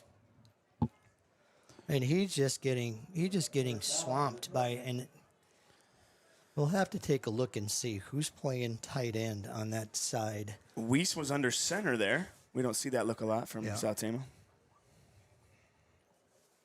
That brings up 3rd and 10, so no gain on that run by Blocker. And now with 5:35 on the clock, 3rd and 10, Trojans just need a first down here. Forget driving the ball. We just need to convert, one foot in front of the other. Robles set to snap the ball. Weiss under center again. And he fakes the toss. Here comes Weiss rolling to his left, flips it to Dolash. And that's nice to see. Get him involved a little bit early. Right. Dolash has been very much a bright spot in the last few weeks for South Tama. Had a couple of breakout games. You can just see the confidence in his game going up and up and up week to week. He had a heck of a game last time we were at home against Knoxville. That's right. Yep. Big fumble recovery for a long return, probably 4 or 5 receptions. And he's just been kind of when everybody's down with injuries, he was kind of the shining star, the bright spot, because you can always count on him to He really stepped up in lieu of Clegg and Bridgewater. Yeah. Valle set to punt, and it's whistled dead. The delay game. Delay game. Well, I think timeout, on that South far Tama. side there, I see a number 10, which would be Kinzer Jeanette, but I thought Jeanette was not available for the first quarter, but I'm not entirely sure about that. So apparently we've got Jeanette playing here. So Coach Doran decides to take a timeout and get things sorted out. Yeah. And that's what you need to do. Just kind of maybe stop the bleeding, so to speak. It would be, if it were me and you've got a new snapper, I would be a little bit nervous about the punt, especially since Right. he's going to be a little bit guarded, Yep. and it wouldn't surprise me if this one goes a little bit short, and maybe takes a bounce into the hands of. Well, he probably got Valle. kind of excited. He was the first guy down there by about a mile the time before. Yeah. He was like, I'm going to go down there and make a tackle. Yeah. And he putting the cart in front of the horse a little bit. And as strong as he is, upper body wise, he can fling that thing back there. I'm sure it's coming back like a bullet. And if you're not ready for it, All right, here's Adrian Valle stepping back to punt just beyond the 15-yard line. Jack hoops for Grinnell around the 37. there it is. Nice line drive. Fair catch on the 43. And it's Peniich with the No, yeah, so they through switch up. a different. Peniich can do it all, right? He can Yeah. punt, he can Yeah. kick, he Swiss Army knife. can catch the ball. And so the Tigers get another drive here. Make sure to stay tuned during the Berkwood Village halftime show. We're going to get an interview with South Tama cross-country runners Holden Shermer and Barrett Jacina. Talk to them about their trip up to Minnesota recently for the Roy Griak Invitational and kind of how they're preparing for the run towards the postseason. That's kind of neat. They got to go to Minnesota for a competition. Yeah. Salty competition. Yeah. They were in the gold division, so they had a little Yes. more competition. Okay, Yes, he's they going to go did. deep here, but we got Dolash bearing down on him on the backside. That's Kaufman intentional heaves it out of grounding. bounds. Yep. And a flag comes out for, Intentional grounding. There was nobody in the area, and he was going down as he threw that. He wasn't outside the tackles. and it looks like McBride kind of brought him down right as he was throwing it, and Dolash putting some heat on from the backside. So we got those two senior defensive ends doing some work in the trenches. That's the kind of pressure you need. Make him make some mistakes. Yeah, that's what we saw a couple weeks ago out of Dolash, too, just coming off that edge. Yep. Coming hard to make it happen. 2nd and 10 here for the Tigers. A lot of subs coming in and out here for Grinnell.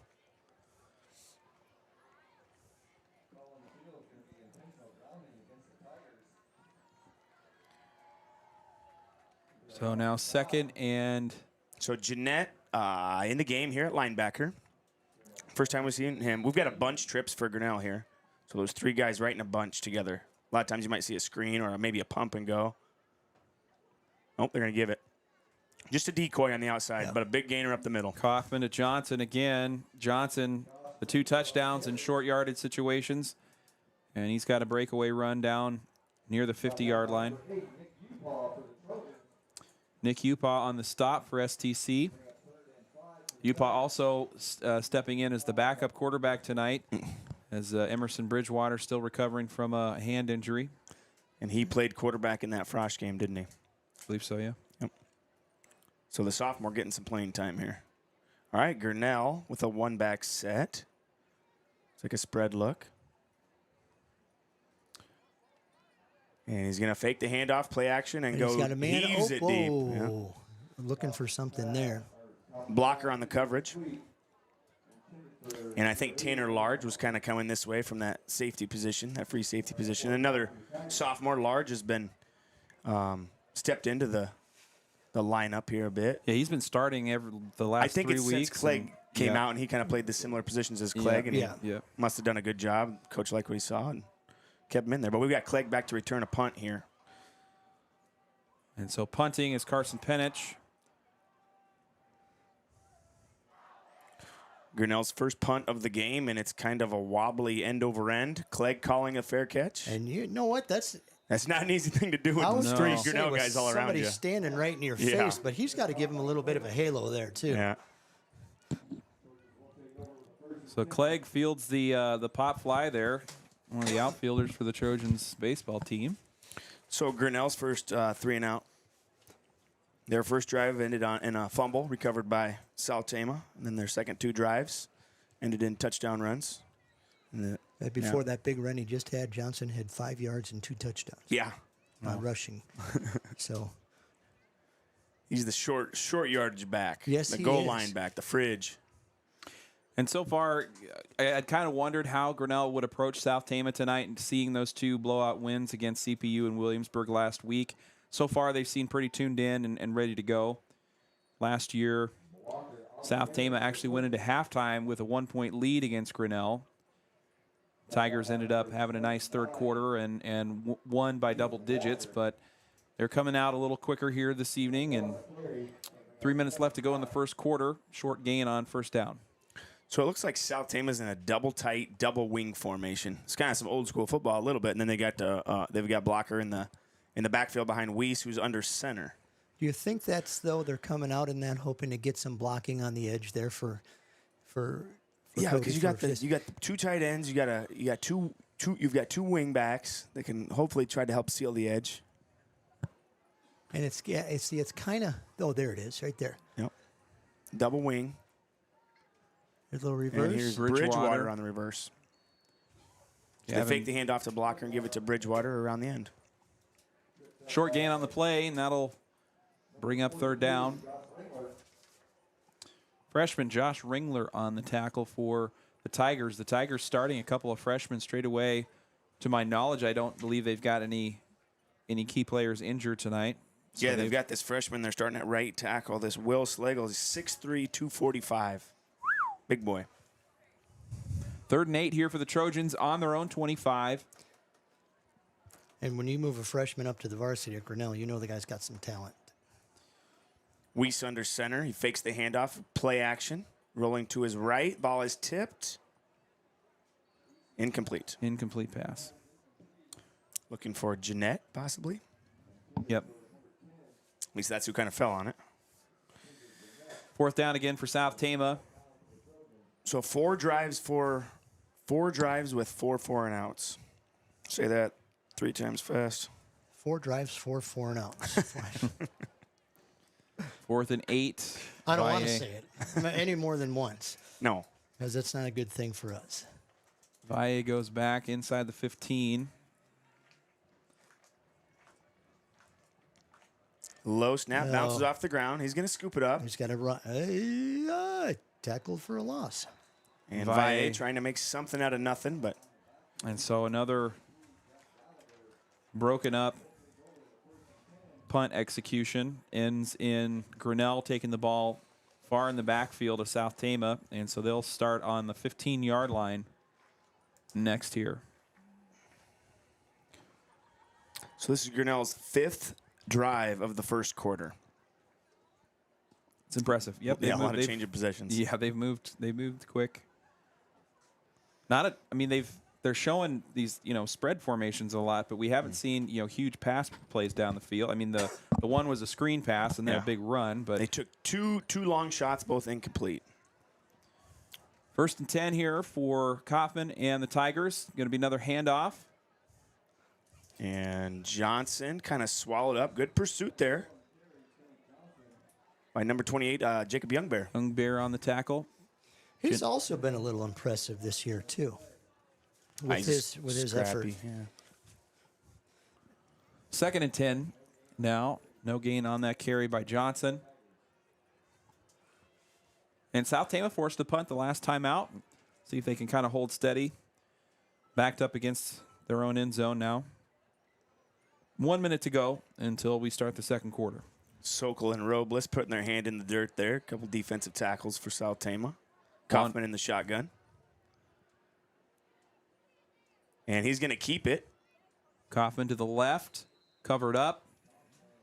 Fakes the handoff to Johnson and keeps it himself. And that brings up 3rd down. So an opportunity here to maybe force a field goal. Force a little bit of field goal, but that's where Johnson does his damage too. You've got to be real careful with him because he doesn't look that impressive, but you look at his paper, you look at his stats, and he's rolled up some pretty impressive numbers on the ground, and doing that type of stuff. He scores a lot of touchdowns. Yeah. Yep. 3 yards, 2 yards, 1 yard. And they're going to come out in the spread again. Kaufman in shotgun. Johnson to his left. 3rd and 7 here for the Tigers. That's the quarter. And the buzzer goes off before they Jeanette was ready to take a stun off Yes, the he edge. He was. was trying to time that thing. All right, we're going to take a quick break. We'll be back with the second quarter here in a moment.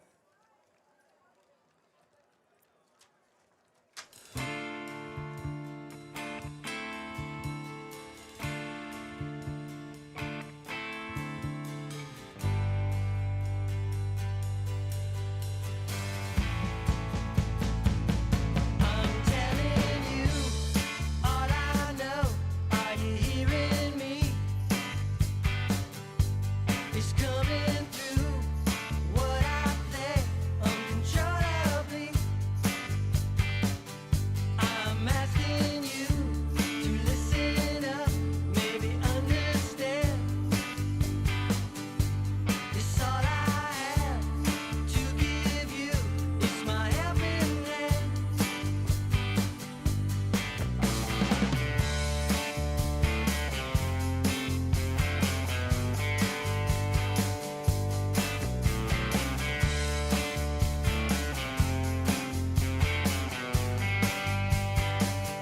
I'm leaving you all I've done. That means everything. It's there in you. Shout it out. Well, welcome back. We're live from STC Trojan Field. It's the start of the second quarter. South Tama and Grinnell here tonight. Thoughts about that first quarter, gentlemen? Slow start for the Trojans once again. Quick start for the Tigers once again. But that's what happens when you're playing. A lot of your big money players are coming within 20 yards of the goal line. South Tama finally with the stop there on Yeah. that last Grinnell possession. Just need to get a first down. Starts with one first down. And So 3rd and 7 for the Tigers in red zone territory. We flip the field here, and we're ready to go in the second quarter. Kaufman in the shotgun, rolling back, he's looking got for number Eichmann. 6. And it's a touchdown. Eichmann open in the end zone and comes away with his, no, not the second one. He had a breakaway reception in the first quarter, and here he's got his first touchdown now in the second quarter to start things off. 20-0. Grinnell rolling along on rivalry night here. He lined up at the running back position where Johnson usually lines up. I was trying to see what the number was, if it was Johnson or not, and Eichmann took off from the backfield right for the end zone there. Just right past our safety and everything. Little seam route from the tailback.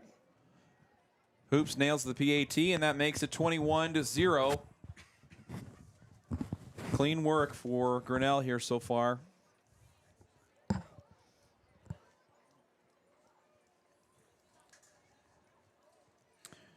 And South Tama getting set up to return another kick.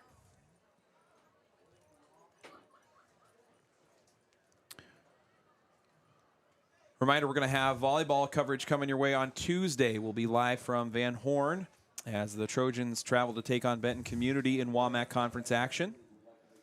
Usual start time applies there. We're going to get going around 7 o'clock with a pregame show, and Varsity start at 7:30.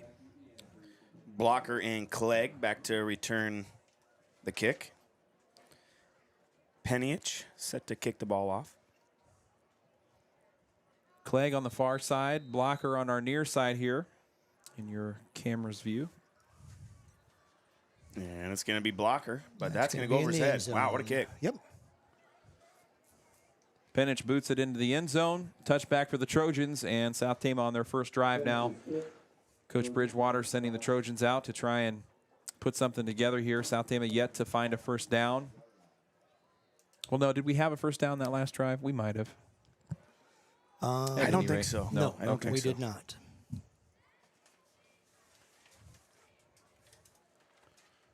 And Weiss brings the play onto the field from Coach Bridgewater.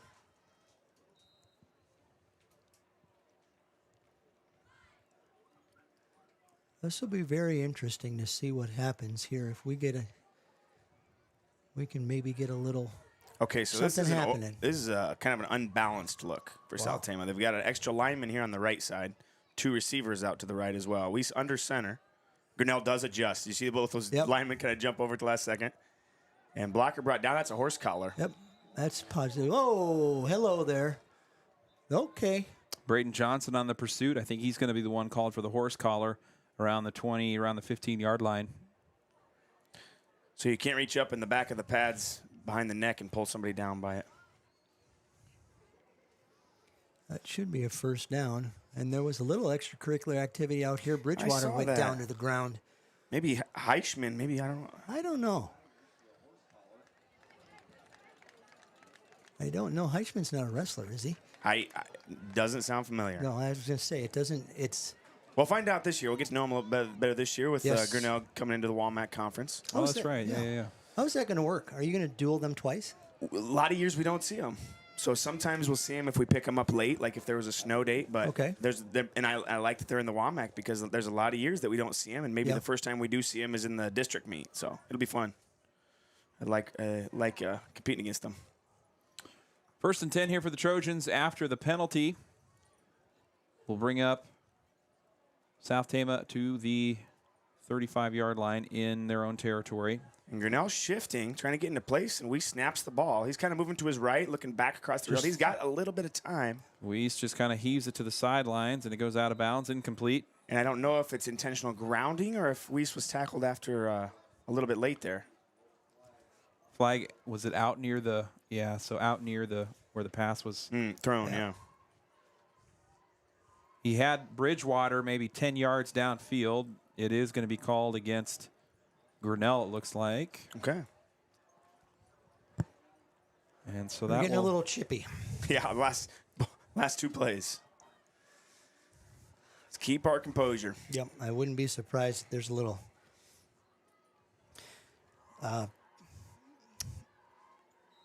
jibber jabber going back and forth. I don't You know would be exactly what to say. surprised how Yeah, much of yeah. that goes on in Oh, a yeah. football game. So 1st and 10 now. Trojans, after the penalty, move themselves up to right on the 50. Okay, Medina snapping the ball now. So Robles must needed a blow. And Switch him in there, maybe get more consistency on this. Bridgewater putting his hand in the dirt. They're in a double tight formation. It's an I right, Dolash, an the I near side formation. They receiver were in an here. ISO to blocker. And that's going to be Blocker just There's just a Thrown to the defensive ground. lineman Yeah. right in the backfield. And here's it's that. I think that's a linebacker. Josh Ringler. Could've been. It's tackler there. Stunting linebacker. You kind of see them. They've been bringing one of those 4 every play, so you just kind of Was it Ringler, you said, Yeah. Darvin? Yeah. yeah. Yeah, he's listed as a linebacker. He's a freshman. Trojans take a timeout. They're going to talk things over. I'd like to say thank you to our sponsors here in Trojan Country this fall season. They include Berkwood Village of Tama, Toledo, Salt Creek Wind, Mercy Care Tama, Iowa Premium, State Bank of Toledo, SNS Car Wash, Cruzy Phillips Funeral Home, Robach Lumber, Stein Robach Floor Coverings, Medicap Pharmacy, Mark West and Hoyer Law Office, Assured Partners Insurance, Appraisal and Realty Services, Sharn Webbers, and TFD Photo and Film. Thanks to all those folks for their support of Trojan Country this fall season. Congrats to our homecoming court this year. If you weren't tuned in during the pregame show, our homecoming queen and king were crowned tonight. Takaya Rosenberger and Caden Tim were the 2023 homecoming royalty. Congrats to all those court members and their families for a fun week of homecoming celebration. I really thought the TPing was kind of leveled up this year. We can see a nice little spread across the end zone here. And they seem to get the school pretty good. Weiss in the eye again, under center. I think you've got Young Bear as that fullback. Quick flip it out to shot Bridgewater. to Bridgewater. There's And another we've got flag another in the flag backfield. in the backfield.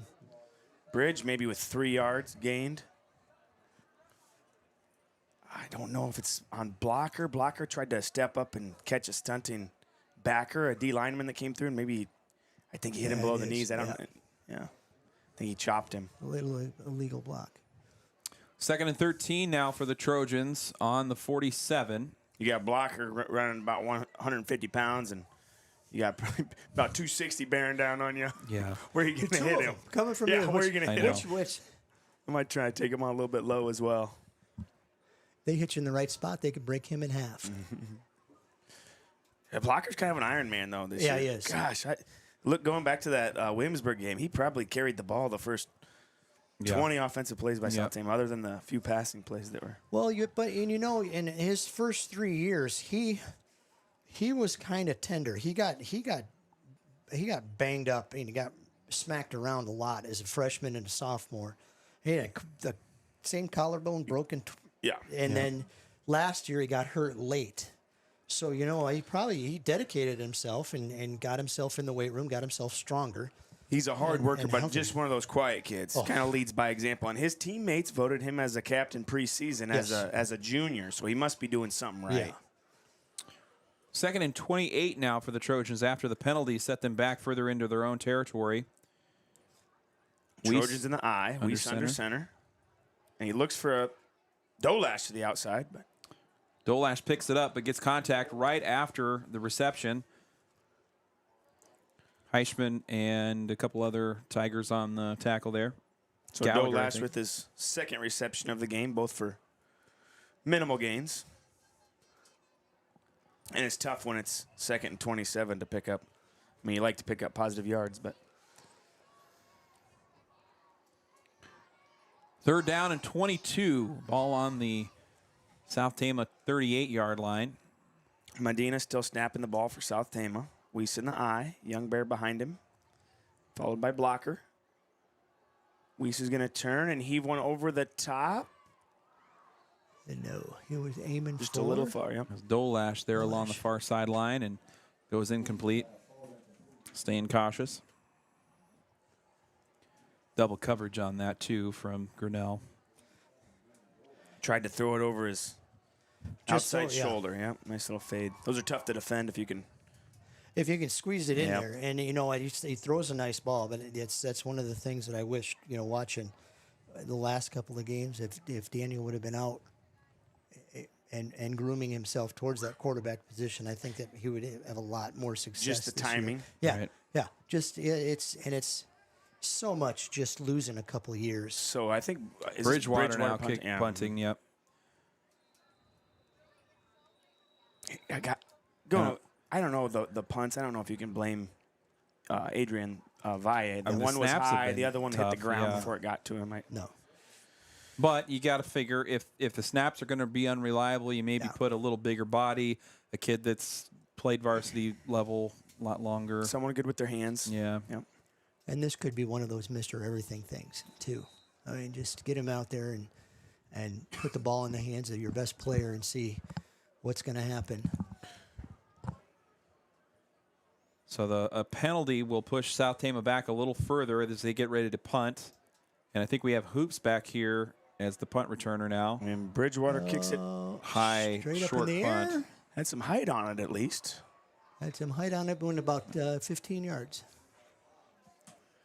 So And the kick goes out of bounds right around the 41-yard line in South Tama territory. So another favorable position for Grinnell here as they force South Tama into a 3-and-out. After some penalties kind of move the ball around the field a little bit. And now they'll have 1st and 10 on the Trojans' 41.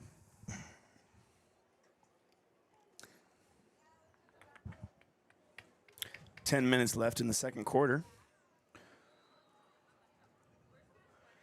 And Robles back in the game. let's see him make. Grinnell with a couple backs in the backfield here. Fakes it to the tailback right up the seam, and that was a nice-looking pass. Holy smokes! That's going to be a touchdown. Yeah, Kaufman put that one on the money. Yes, he did. I didn't see who caught it. Was it Number 8? That was Evan Mahoney. That's Mahoney. So a nice little play action look, and Whoops. it's Mahoney up the seam to extend the Tigers' lead to 27. 27-0. Jack Hoops will step back to kick another PAT. He's been pretty good from those so far. And South Tama just searching for answers on offense a bit. So two PAT. Tiger drives. Go ahead. This time the PAT is no good. It goes far left, and the score will remain 27-0. Tigers with two drives so far in the second quarter and 2 passing touchdowns from Kaufman.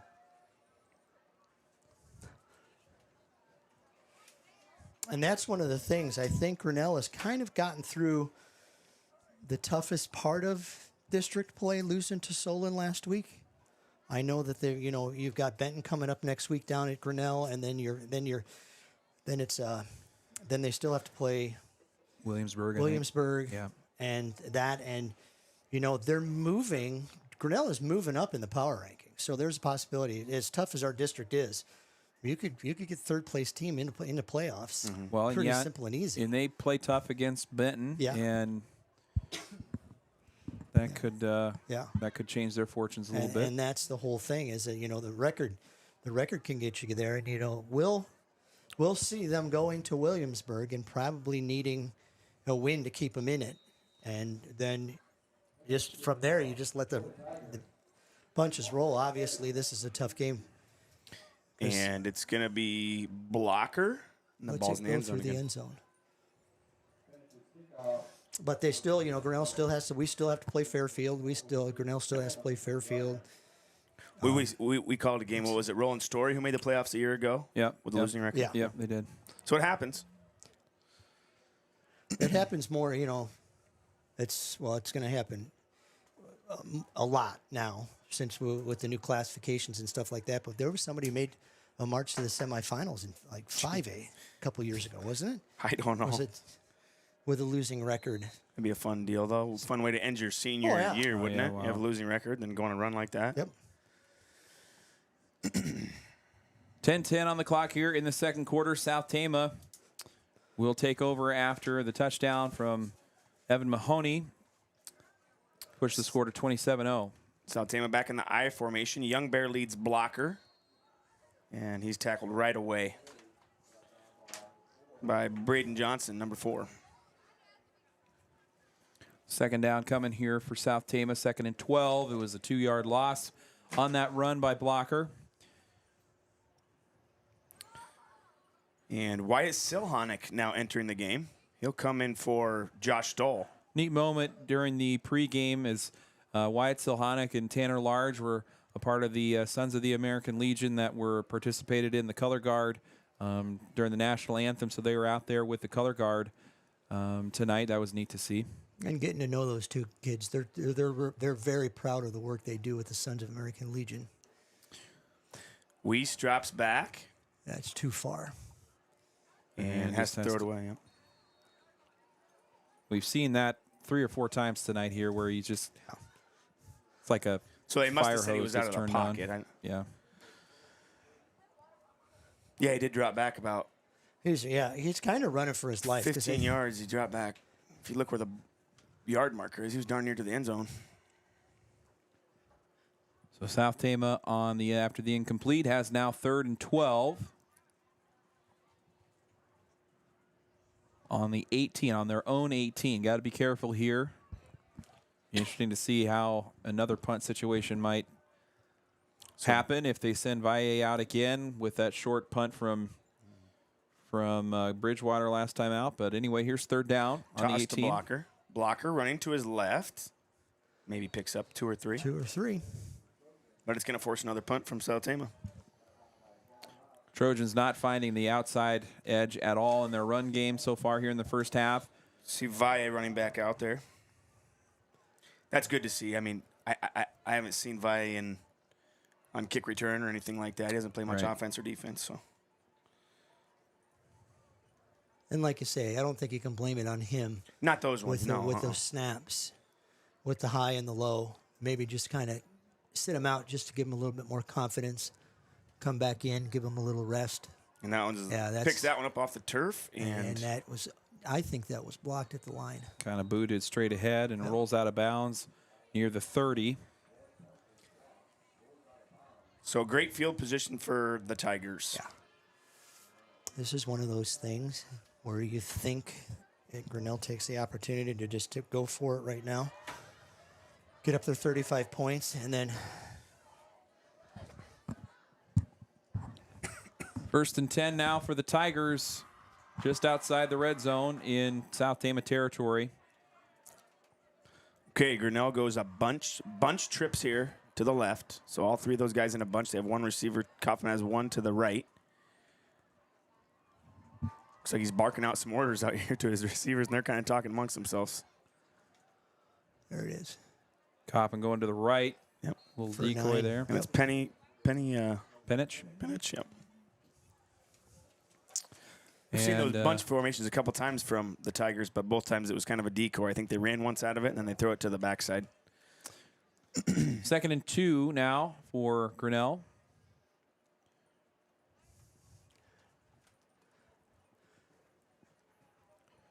Make sure to stay tuned during the halftime, Brookwood Village halftime show. We're going to show an interview with Holden Shermer and Barrett Jacina, 2 of our cross-country runners. That's coming up here in about 8 minutes at the conclusion of the second quarter.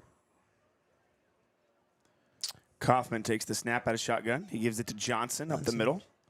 And he's met by a swarm of Trojans. Nice job defensively by South Tama. Looks like Bridgewater was the first one to get to him.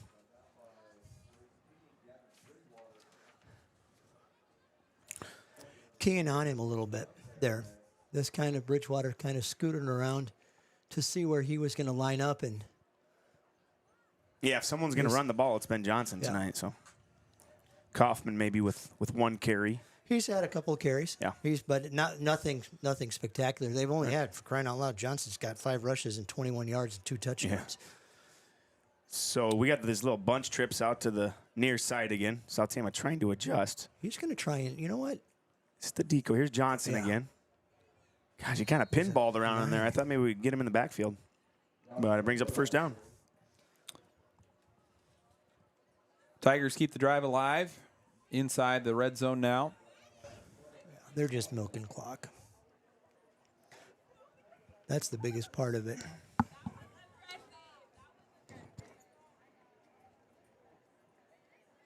Trips out here to the short side of the field again, or the near side of the field, I should say. Kaufman in the shotgun. Johnson to his right.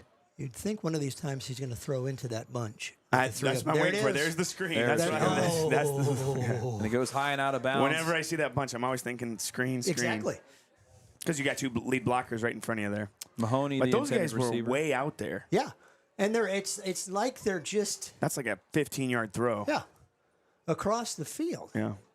So just take one of those guys and just take them on a little waggle across the middle if you're going to do that. You pump fake the screen and then get somebody to bite. Then here they come again. So they must be doing something with this where they're going to try and get it to somebody across the middle like that. And that's And they're looking to there the it is. trip side. And there it is, And it's a touchdown. right there. Kaufman got hit right as he Yes, threw he it by, did. I think, by McBride. Touchdown by senior number 3, Cole Blackford, the receiver on that one. So Kaufman and company really spreading it around. 3rd or 4th Grinnell Tiger with a touchdown here, I believe. Maybe the 3rd. 4th. So 33-0 after the Touchdown catch by Blackford from Kaufman. And now South Tama will defend another PAT. 3 possessions for the Tigers here in the third quarter and 3 passing touchdowns from Kaufman. Pretty good field position, though.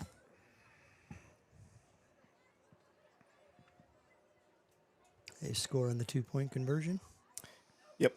So we're going to look at continuous clock, I believe. Yes, sir.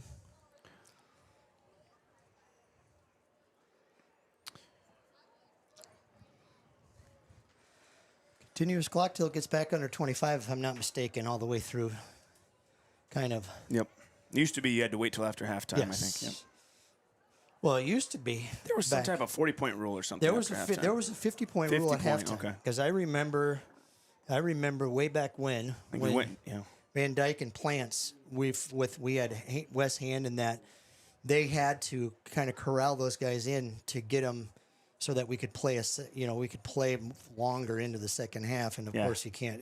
Don't score a touchdown don't. because we want to keep playing. Right. That was one of those that when they had that run in 85, 84, or in there. 94, And in 90, 95. 94, yeah. 95. Well, even in 96. And Blocker gets to run this one out. He catches the ball right in front of the goal line, and he'll get to about the 22. Cody Blocker on the kick return. It's just over 6 minutes left to go here in the first half. South Tama trailing big against Grinnell, 35-0. And a few miscues on special teams. And just kind of a superior offensive unit facing off against South Tama on the other side. Grinnell, a lot of weapons. Pretty sound so far, just from a X's and O's standpoint. And starting 3 freshmen. Yes. And a bunch of sophomores, too. So they're going to, it's going to be one of those. And We're just Kaufman gonna only a get better, junior, so their Yeah, they've quarterback got a comes couple back. young guys, but Yeah. Darvin, weren't you telling me before the game that they had quite a few returners as well? They did. Oh, yeah. They hardly graduated any, maybe 3 or 4 contributors off their roster last year. And a lot of their receivers return. And Kaufman, of course, he started for them as a sophomore. So, Yeah. We're going to be in the similar situation next year. We're going to have a few seniors. Our junior class isn't our very junior big. class yeah. isn't going to This be year's very junior good. class, but then all of a sudden you've got those a couple good those classes coming up. sophomores that are going to come up that are playing on that freshman team, those freshmen that are coming up playing on that team, and you're going to have yourself a loaded deck when you add those 8th graders. I saw the 8th graders play a great game against Clear Creek and Manna last week. I mean, CCA was only playing guys one way, and it was kind of a classic finesse spread offense versus South Tama was just going to ground and pound and run the ball right at you. And they played a heck of a game. I don't think CCA had the ball the whole third quarter. No, they didn't. They had if I'm not mistaken, South Tama kicked off at the half, and they tried to get on the onside kick. Was that the game with the onside kick? Yeah, and it was Brandt kind of a scooped it up and squib. scored. Yeah, it was kind of a squib type deal. But South Tama recovered 2 of them, I think. Yeah. Okay, third down for the Trojans. Weiss under center, looking at an I formation. on the 23-yard line. Bridgewater tight end to the right. Young Bear leading blocker. And he's taken down by a host of Tigers. Trojans just kind of bullied at the line there. He just can't get out of the hole, Nope. and that's the bad part about it. Weiss kind of shaking his head coming off, but he's been a pretty good leader all season, I think. Yes, he has. He's a positive guy. Yep. He can. I've seen Pretty it. charismatic. Yeah, Yeah.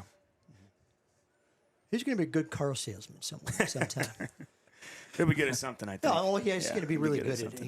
He's good at anything. He's got a really good personality. Yep. And he's not afraid to put himself out there and take some chances either. Yep. Here's Valle on the punt. And this There it one is. he gets off cleanly. And it's a decent punt. Angles out of bounds at the 40. 40. So the Tigers will get the ball back very quickly. Their offense has been on the field a ton this first half. 1st and 10 on the Trojans' 40-yard line.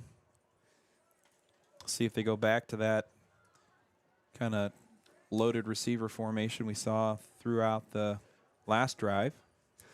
Robles at the defensive tackle position. We haven't seen him on offense. It's pretty tough to go both ways sometimes. Especially in that big and it's that hot. Yep. It is hot warm tonight today. for this time Yep. of year, isn't it? Yep. He's joined up front by Wyatt Sermon. Maybe that'll change some things up. Yeah, maybe. Sermon's got, so he's got, And there off he to is. Johnson. And Sermon was right Wow. there. Bridgewater right there.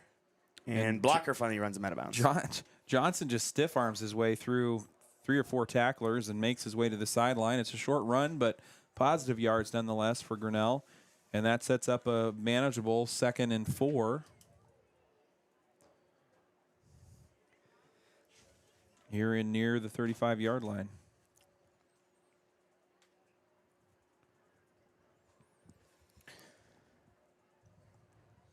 Yep, it's time to bring Dolash off the edge or send Jeanette on a stunt maybe, or Just make something happen here. Just Yeah. you've just kind of stir the pot a little bit here.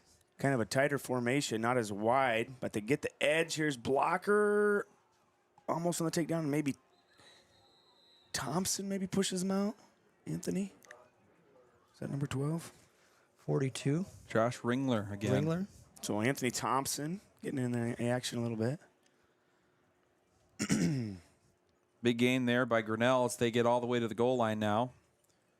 Into the 4-yard line was where he was pushed out. Minute 50 to go on continuous clock. You can see the marching band, the marching Trojans getting ready to do their halftime show. That probably throws off their timing a little bit too, doesn't it? Yeah.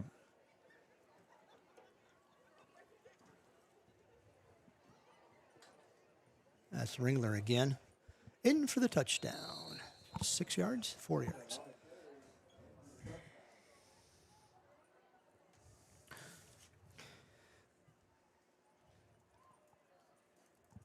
Okay, so Grinnell goes up 41-0 here with a minute and a half left in the second quarter.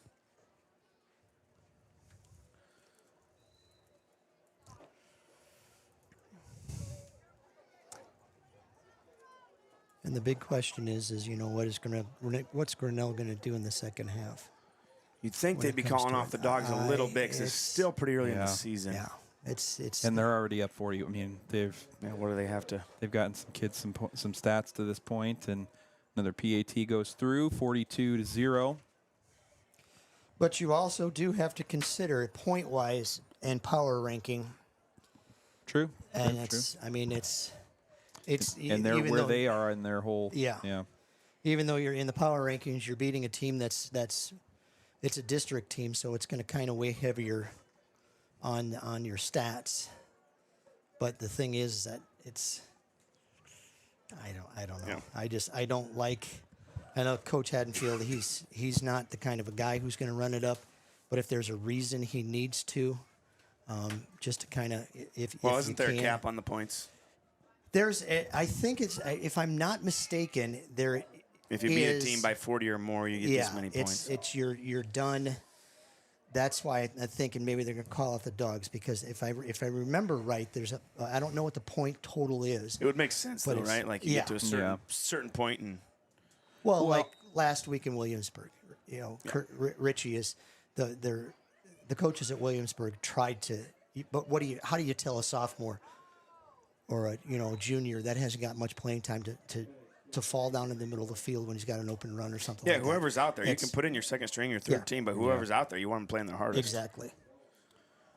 And it could be a type of deal where, Grinnell kind of phases in some of their reserves and Right. kind of leaves kids in to sort of keep things functional and kind of lead the second and third units. Kind of like Roland Story did that at the beginning of the year too. They just kind of, once they knew they had the game under control, they just kind of. All right, here's South Tama from the 20-yard line after the Grinnell Tiger kick goes out of the back of the end zone. Weiss under center. Young Bear and Blocker lined up behind Weiss. Kinzer He's- Jeanette, the receiver pass. here on the near Weiss side. looking to his right. He's got a little bit of time. Turns and throws all the way back across the field. Kind of dangerous. To who is he throwing to? Bridgewater. Oh, that's Bridgewater. So he's got a tall target. And is that Johnson who kind of knocked it away? Yep. Mr. Everything. So I don't know if that was Weiss's final check down. Turns around and tries to. Well, he had Kinzer over here. He kind of wiggled his Yeah. way open across Yeah. the middle, but that's a dangerous throw too. You don't necessarily want to make that throw across the middle just to be on the safe side. 2nd and 10 now for the Trojans on the 20-yard line. Under a minute to go in the first half. Halftime approaching here in a few moments. Weiss under center. He's going to turn a handoff to Blocker. Blocker's got a little room. Finishes the run off nicely. Yes, he does. Yeah. Solid run there by Cody Blocker. Past the 25. That's what I'm talking about. Get a couple yards, lower your shoulder down, and finish a run.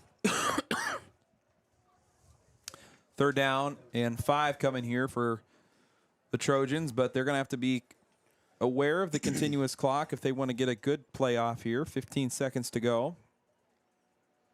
And just maybe one more play. Maybe no more plays. Let's see here. 4 seconds. 3, 2, 1. Nope. One play. Oh, boy. You got it. Yeah, Blocker up the close. same play to Blocker, and he's going to get some positive yards. Oh, run hard. I think that's South Tama's first First down, yeah. first down of the First first half. down. Yep. Wow. Just as time expires. So we go to halftime. Your halftime score, 42-0. Grinnell up big here on Steve Kriegel Trophy night. Also homecoming here, South Tama. We're going to take a quick break. We'll be right back with our interview with a couple of our cross-country runners here during the Berkwood Village halftime show.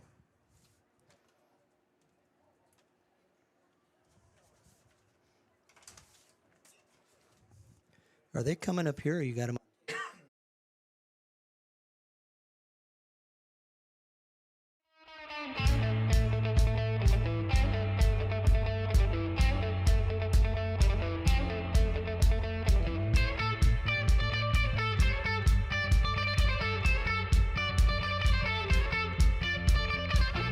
Lonely night, yeah, I lay in my bed.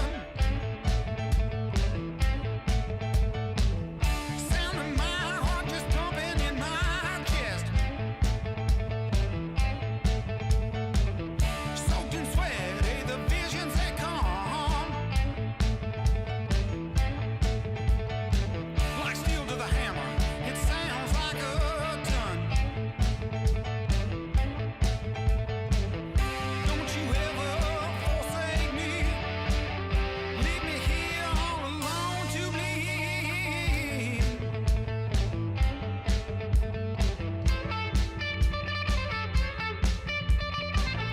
Fighting demons with 2 fists of might. I'm tense and nervous, and I don't sleep at night. Don't you ever mistake me for some joker with a card up his sleeve.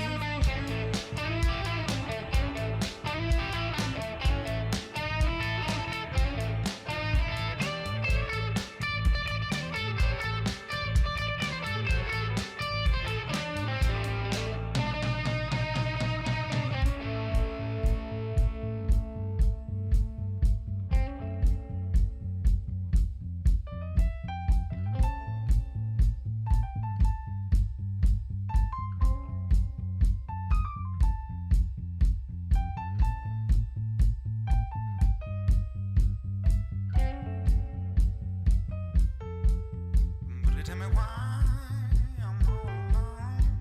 Somebody tell me why I'm all alone. Somebody tell me why I'm all alone. Somebody tell me why I'm all alone. Somebody tell me why.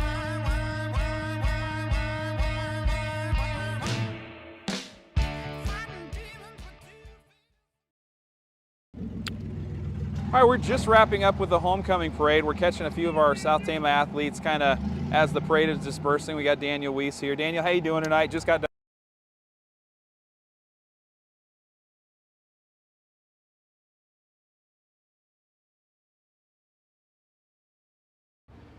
All right, we're getting to know some of our South Tama cross-country runners. Got a couple varsity runners here with me. Guys, go ahead and introduce yourself. Tell me your name. Tell me your grade and how long you've been running cross country. Hi, my name's Holden Shermer. I'm a senior, and I've been running for cross country all 4 years of high school, a couple years in middle school. Nice. Hi, I'm Barrett Justina. I'm a sophomore. I've been running 2 years in high school and 2 years in middle school. All right.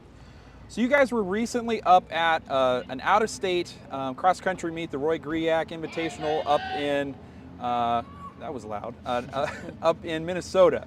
Whoever wants to go first, just tell me what the experience was like doing a meet out-of-state, having to travel for a meet. What was that whole thing like for you guys? It was a really fun meet, and I feel like we bonded really well as a team too. And then the experience at the meet, it was a very large meet, and it was very fun to run in, and it really just gave me experience I've never had before running. Awesome. And it'll definitely help me later on in the year at districts and state. For sure. Holden, what about you? I mean, I agree with most of the points Barrett said there. It was just really great to get with the team for 2 days, go up to Minnesota, run, and just a huge meet, a lot of great runners there. Really good experience getting us ready for districts and then hopefully state. What was the kind of course experience like? Was it a hilly course, a flat course? Did you have a good run? Did you feel good about how you went, how you went out that day you were up there? It was there was a lot of hills, rolling hills. There weren't any big ones we have here, but there was a lot of them. The course was a little bit long, so the times were a little bit off. Okay. But other than that, it was a great course. Yeah. What life lessons do you feel like the sport of cross country has kind of helped you with or taught you, or that you feel like you take with you from cross country into your everyday life? I just think making friendships with a lot of new guys. Not really something you would think about in cross country is the team. Mm-hmm. So I think that's a big part of what we got going on here. Mm-hmm. Yeah, I would say teamwork and leadership skills, and you get to meet a lot of new people on your team and just other teams too. Cross country is a very friendly sport. You meet a lot of people, a lot of new teams, and you get to learn a lot more about your leadership and everything. Yeah.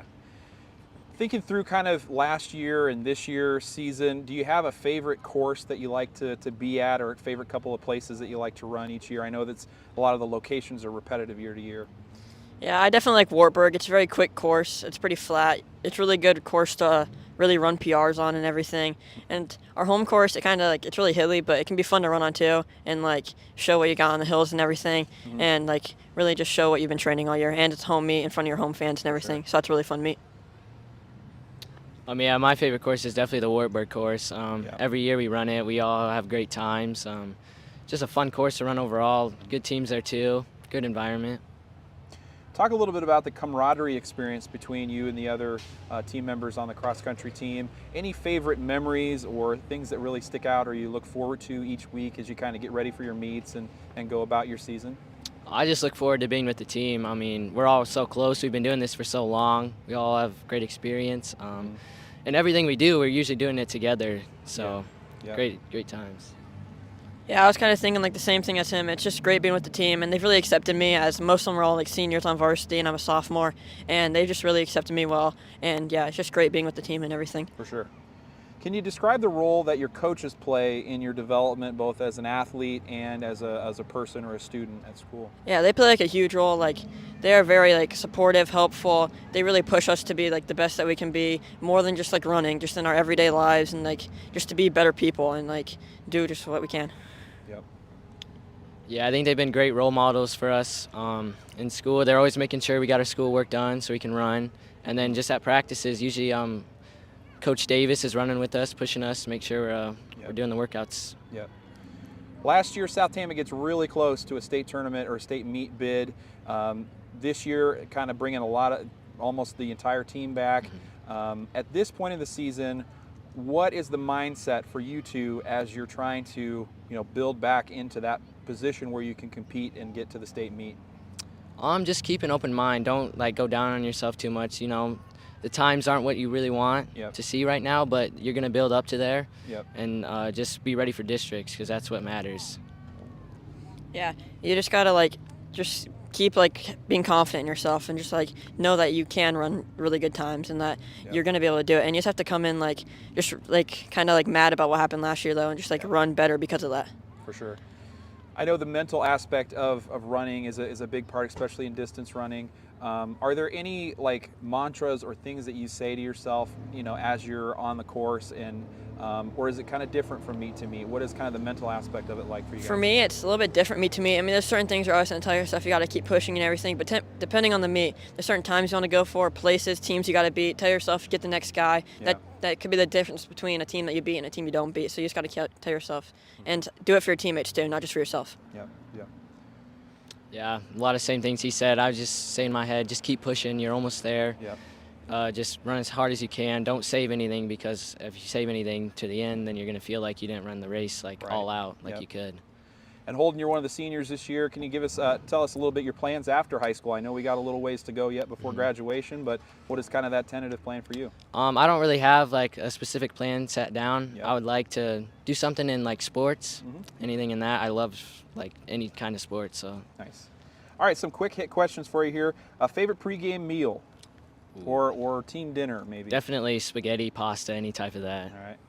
Yeah, pasta Alfredo specifically. I love Alfredo's really good. All right. How about a dream job? You could do anything after high school. Would you Probably like sports analyst or something to do with sports, definitely. Yeah, I would say probably like a head coach Nice, over nice. any sport. Do you have any favorite hype songs or things that you like to play before or during your runs? Ooh, you got one? No, I'm not sure if I do. I just kind of roll with Yeah, it's just kind of All right. How about your favorite color? blue. Yellow. Favorite class in school? Probably PE, math if we're not going to choose PE. All right. Yeah, mine's PE for sure. All right. Favorite restaurant? Texas Roadhouse. Oh, the bread. Yes. Olive Garden. Right on. All right, last question here. Dream school, if you could go and play sports or maybe do sports management at any school you could go to, where would it be? Iowa State. I'd say Iowa State too, but I would love to be at the basketball program. All right, a couple Cyclones here. Yep. All right, guys, thank you so much for your time. Best of luck to you and the boys this rest of the season. We'll be cheering for you. Thank you. Thank you. All right.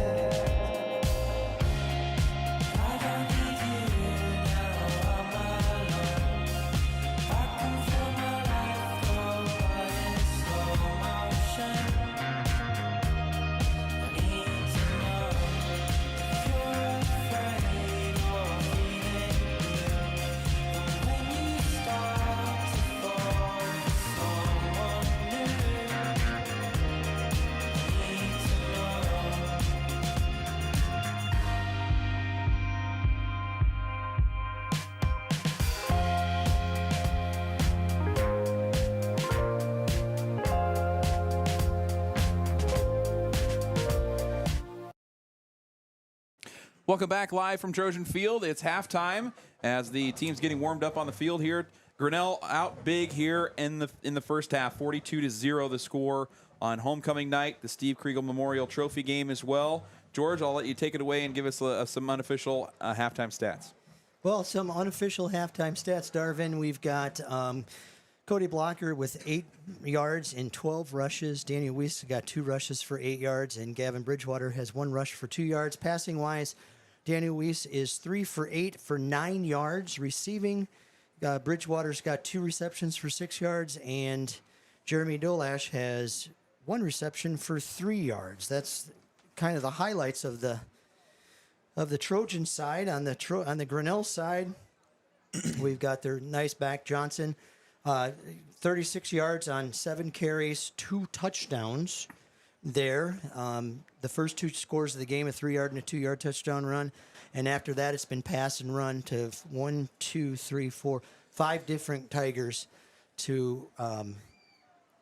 for their game. And, you know, the thing about it is Grinnell's playing a nice game. And they've got a nice looking squad here. You got some going decent against the size Trojans. and Got got some some size decent and speed. Yeah. And that's what's going to get you in the game of football. So Even that running back's a nice, good sized 200-plus pound kid. yes, Yep. and he moves well. He moves well. You get into the line of scrimmage pretty quick, and they're how do you say it? They're better than we are. That's all there is to it. And you look across, they've got 35 kids. Easy. 40 Easy. kids. 40, yeah. 40 kids, and we've maybe 20. Everybody's 25, got Chris. some of the same problems, though. Yeah, You know what I mean? It's Years ago, you would never see a freshman starting for, no. a 3A ball club. Oh, no. They've got a couple starting there. And, yeah. Some Yes. scores from around the district here at halftime. Williamsburg up big against Fairfield. They were leading 42-6 at last check. And Solon and Benton tied at 3. Oh. So a barn burner over there between the Spartans and the Bobcats. Be interesting to see how that kind of winds up, and that could really go to determine some of the district pictures, some playoff implications there, no doubt. I wonder if that's a halftime score. It might, Or it well, might be earlier in the game. It's yeah. probably a little bit earlier, but That'd be interesting. we'll maybe see if we can touch in on that one at the end of the night as well. That's going to have big district implications, isn't it? Well, and Solon took a loss already and out of district, Yeah. and so they kind of are a little bit behind the 8 ball with their opening week loss to Davenport Assumption Catholic, and be interesting to see. So South Tama got in their circle, got their Trojan Jacks in, and that's kind of a tradition as well. I think I remember doing Trojan Jacks before yeah. every practice for Coach Cruder back in 7th grade. Oh, yeah. 7th grade. Coach Dorn breaks them down here, and we're getting ready to roll for the second half. South Tama will receive, and we have Cody Blocker to the near side. Tyrus Clegg, same receivers back, returning. And Carson Penich kicking off, getting ready to go here for the Tigers.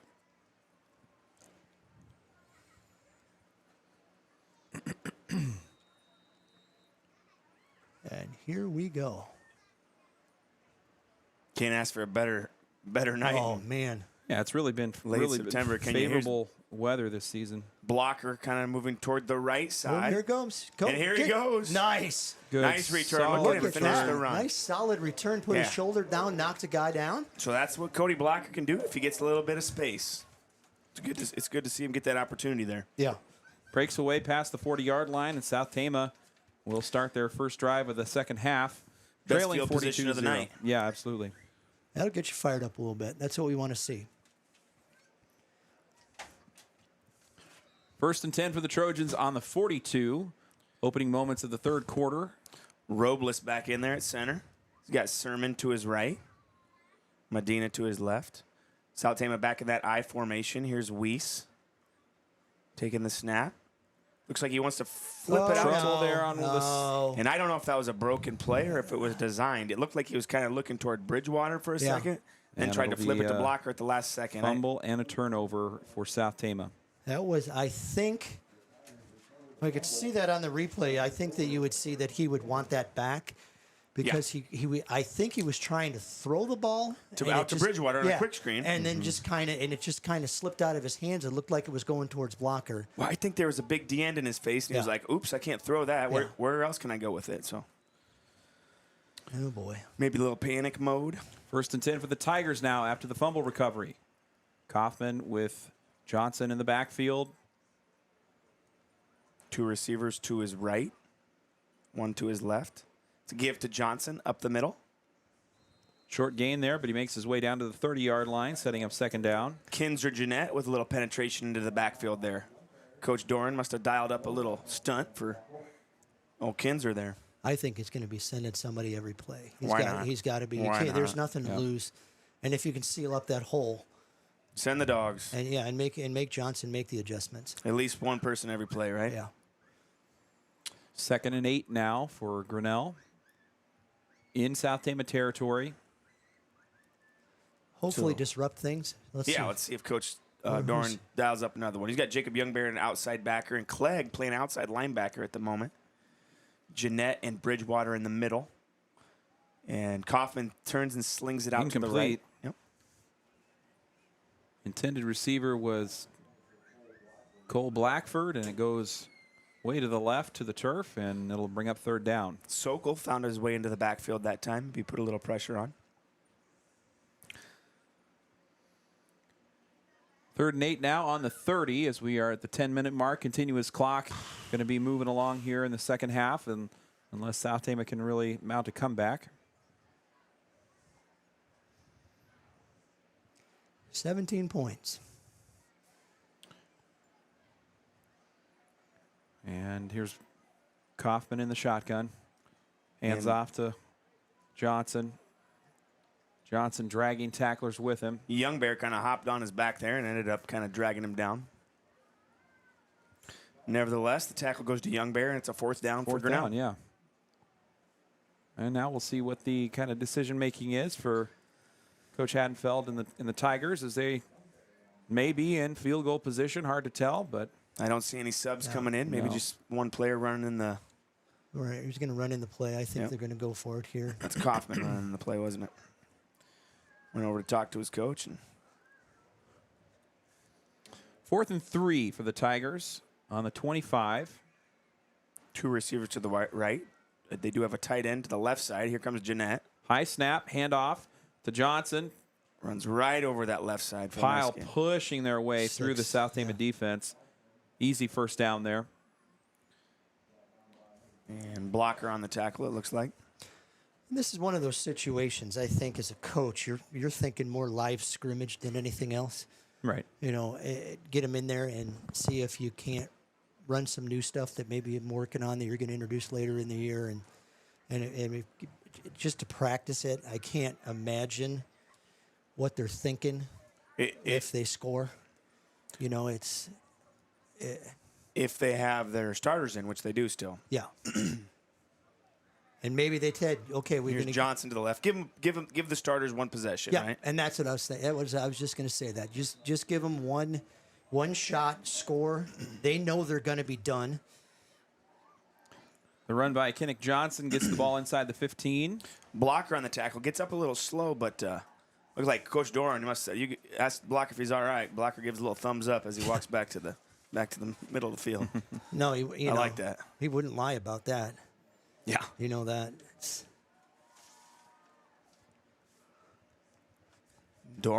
Coach Doran looks like he's dialing up a linebacker stunt here. You know, blitz. Something's coming. Bridgewater kind of moved up and tapped Robles on the hip. Says, this is the side I'm coming on, bud. 2nd and 6 now for the Tigers. Trips to the right. Quarterback keep. And he's brought down just beyond the line of scrimmage. Youngbear with a nice little tackle. Robles on the ground. He was in on the tackle as well, but Youngbear came off that right edge. And it looks like Juan Robles down on the field. Yeah. And, you know, for South Tama, our seniors are still playing for something. They're playing to get some looks. They're getting, you know, whether it's a highlight video or you never know who's in the stands. You can't see everybody. You don't know everybody. You don't know who's standing along the fence. So you might have a coach or two from a smaller college looking at some of our kids. like Kyan McBride, and he's got some interest from some D3 schools. I know Gavin Bridgewater is still looking. I don't know if he's made his choice yet, but I'm sure he's still looking. I don't if he's going to wait till after wrestling season or he's going to wait till after football season to see what offers come his way. But a lot of these seniors who want to take it to the next level even play at a smaller school. Is there anything going on with that antenna? Is it all right? It's all right? Okay. All right. Thanks. There's nobody over there. Okay. Thank you. Okay. Now, 3rd and 2, on the 10. Juan Robles getting helped off the field. A little gimpy there. We'll see how. Looks like he's walking under his own power. I think he'll be all right. Handoff up the middle. This is a new back, I believe. And he goes into the end zone for an easy touchdown. Who's that? 43. 43? So that's going to be Andrew Peterson, senior running back. Okay, give the senior a carry. I could tell it wasn't Johnson. He was running with his chest just a little bit higher there. Johnson usually runs with those shoulders pretty low. Hoops coming up to kick the PAT, and almost to 50 here as Grinnell has led the entire way. Really dominant performance through 2.5 quarters. The snap, the kick, and it is good. And now 49-0 the score. As South Tama just kind of grasping it. Coach Doran about Anything halfway out on the field, giving some high fives, though, trying to kind of rally the troops or at least keep a positive mindset. Keep morale up. Yep. Talking to Young Bear a little bit, getting him fired up. And if I'm not mistaken, didn't he started with his freshmen, sophomores, didn't he, this year? Wasn't he No. a key? Oh, no. Kyle That's would have Kyle. been the younger brother. That's yeah. right, Kyle. And I do hear really good things about Kyle as well. Kyle's, he's tough. Yeah. Got to tell him, though, when he's in somebody's front yard TP in their house, they got to be a little bit quieter. Your yard got decorated pretty well, George. I got 3 nights in a row. Oh, man. And I think the reason I got it so bad is because the junior, I'm not going to name any names, but the juniors decided to come back after I caught him the first time. See, that was your mistake. And that there was you my go. mistake. Better off just to lay low sometimes. Well, I was walking with the son's dog with my wife, and all of a sudden I turned the corner and there's a van load of kids standing in my yard. What do I got to do? It's probably pretty fun for him to almost get caught once in a while, right? Yeah, it is. Well, last night, the crew that came Wednesday night, I watched them, and then the neighbor started calling, "Hey, did you know there's people in your front yard throwing toilet paper in your tree?" But as long as it doesn't get malicious, it's okay. They're not. It's just fun. Oh, my kids really enjoy it when they wake up that next morning. Yeah. Right. It's like that's my. They're looking for rolls that aren't quite finished off yet, and they're going to chuck them up in the tree. Well, we did our PBIS celebration, went for a walk, and I had to watch some of the 8th grade boys walking around my neighborhood, and there were. Then I look up and hey, could we throw this toilet paper in this tree? No. I wouldn't have been mad if they would have thrown it without my knowledge, but I can't give them permission. Yeah. Right? Don't. Okay, South Tama back in that I formation. They do have a slot to the left and Bridgewater in the slot. They're going to give it to Blocker, and he's moving forward pretty hard, isn't he? Yes, he is. Going to And pick that's up a few fun yards. to see. It's fun to see him not give up. Well, he's been hitting the backfield so many times the last couple of weeks. Just get me out of there. 2nd and 7 for the Trojans in their own territory. Blocker comes out. Clegg goes in. So maybe we'll see Tyrus Clegg move to that tailback position a bit. Jeanette also in, and he's had some carries this year. And it's going to be Bridgewater in the tailback position. He's going to line up behind Jacob Youngbear. Clegg in the slot. Weiss under center. I bet you can get something here across a flat with Clegg. I think you give, if you line up Bridgewater there, you get that tank moving There down. it is. And there's Gavin Bridgewater free up And the I sidelines. don't think he's going to be caught. No. And Gavin Bridgewater will break the drought here for South Tama. Getting 77? free along the sidelines and scoring a touchdown. So South Tama's second first down goes for, what do you say, Coach, 77-yard? 77-yard touchdown run. So there's a little bit of life, and I don't know if Grinnell was subbed a little bit, but there was a hole. And so Bridgewater's first play from that tailback position. goes for a big one. Yeah. Looks like a little swinging gate for the for South Tama. And that, that on a highlight reel for a college coach. Yeah, you're probably right. Yep. Is something that you're down 49-0 and you're still running and playing that hard. And don't care who's against. Football plus football. Here's a little trickery from South Tama. They just can give it to Weiss, and he's Gonna get swallowed up. Yeah. So there's some little tricks you can do out of that formation, but So the score remains 49-6 as Gavin Bridgewater runs the ball up the far sideline, 77 yards, and a cloud of dust. I'm sure he's breathing a little bit hard. Yep. Hadn't played for a few weeks. And really hadn't been too involved tonight offensively. No, they had him in that tight end position, and Yeah. he just hadn't got very many touches. Well, I'll still think they're probably still trying to protect that. Was it clavicle? Yeah. I don't want my booties. All right, first the and wrong water. Shoulder, yeah, it was his something with his shoulder. he's happy, looking pretty pumped on the sideline there, kind of talking to his teammates. You get happy. You be happy for him. He's So number 17 just ran on the field. It's listed as Emerson Bridgewater, but that is not Emerson Bridgewater. no. Number 17. I think that And was I 17. wonder It if- looks like Valle to me. Just Well, they looking might at have the had body to type. switch jerseys if somebody else was going to. For some reason, yeah, I don't know. I'm not quite sure. Whoever it is going to kick the ball off, Yeah. it looks like.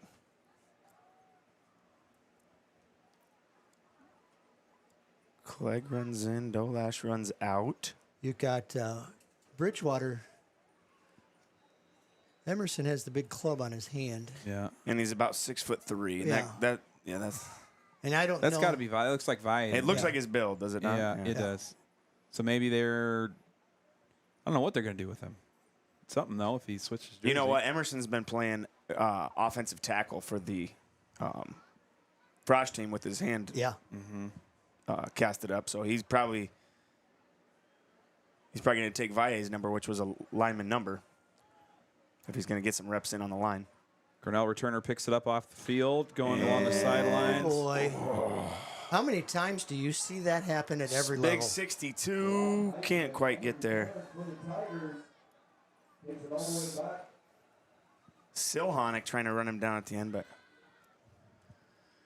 Who was that? I can't I think see that was the number. Heichman. Was it 6? 6, yeah. And a flag is down, so we'll see what that business is about. Where's the flag, though? Jacob Youngbear took a hard hit right about where that flag was, and I think he might have got hit in the back. My initial reaction was he just got hit in the back. Yeah, they're all coming back. Because he went flying. And I think they've tightened up the rules on like defenseless players as Yes. well, as far as being able to crack block somebody and Yes, they have. getting your head on the correct side.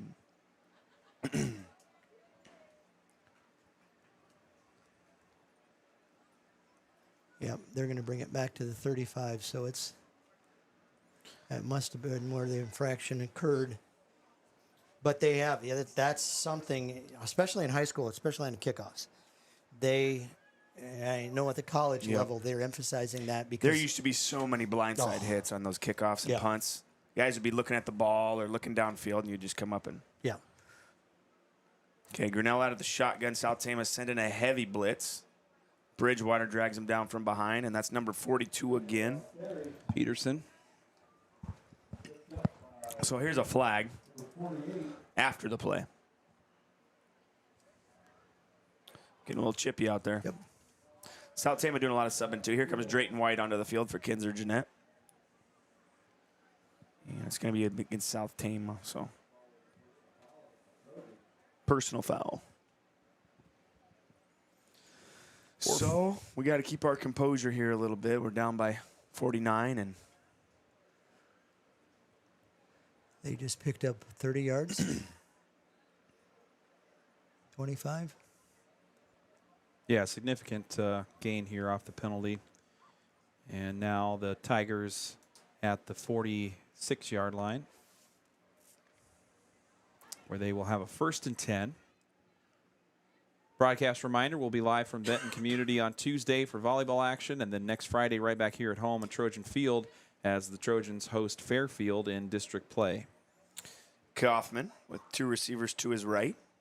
And nice little tackle there. 61, is that Kyan McBride? McBride, yep. And I think Dolash and number 66 kind of slowed him down a little bit for McBride. That would be Caden Sokol. Sokol, yep. 2nd and 10 now for Grinnell. We just need more of that.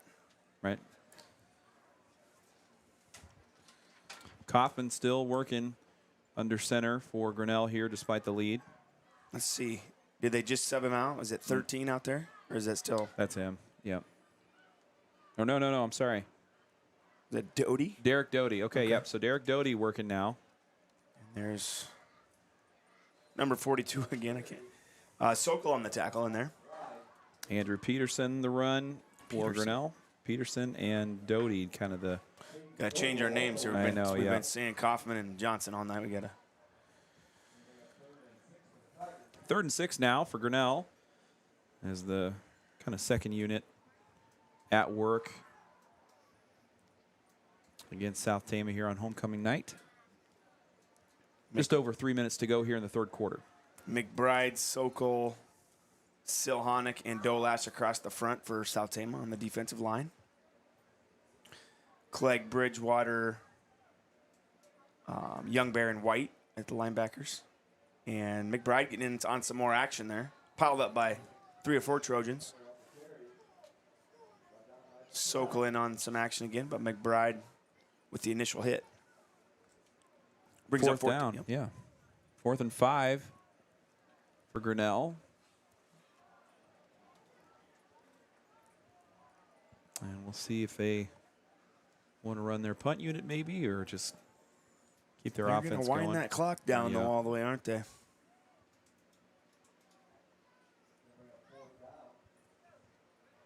And then what are they going to do? Call a timeout or just give their punter a little extra room?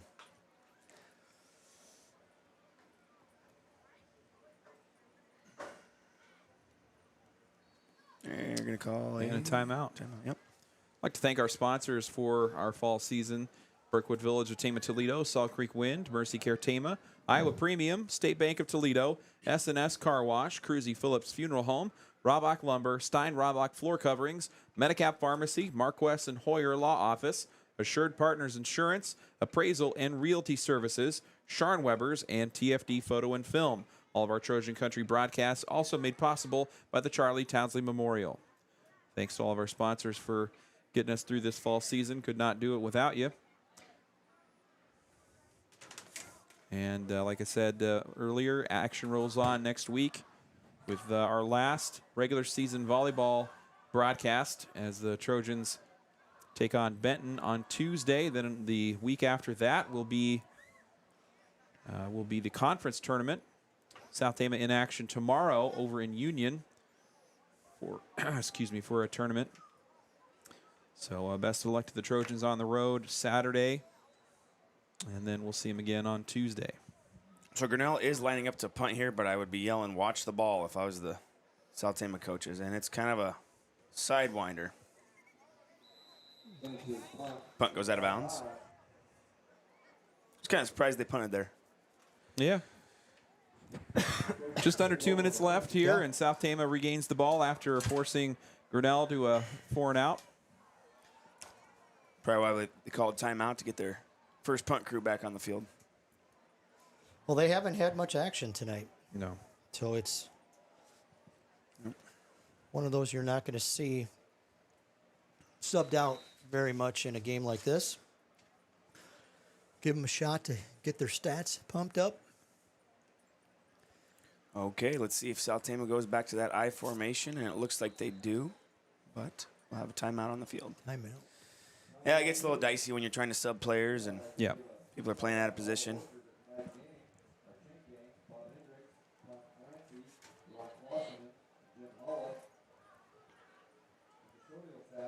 Anything new over at the middle school or high school there, guys? George or Nate?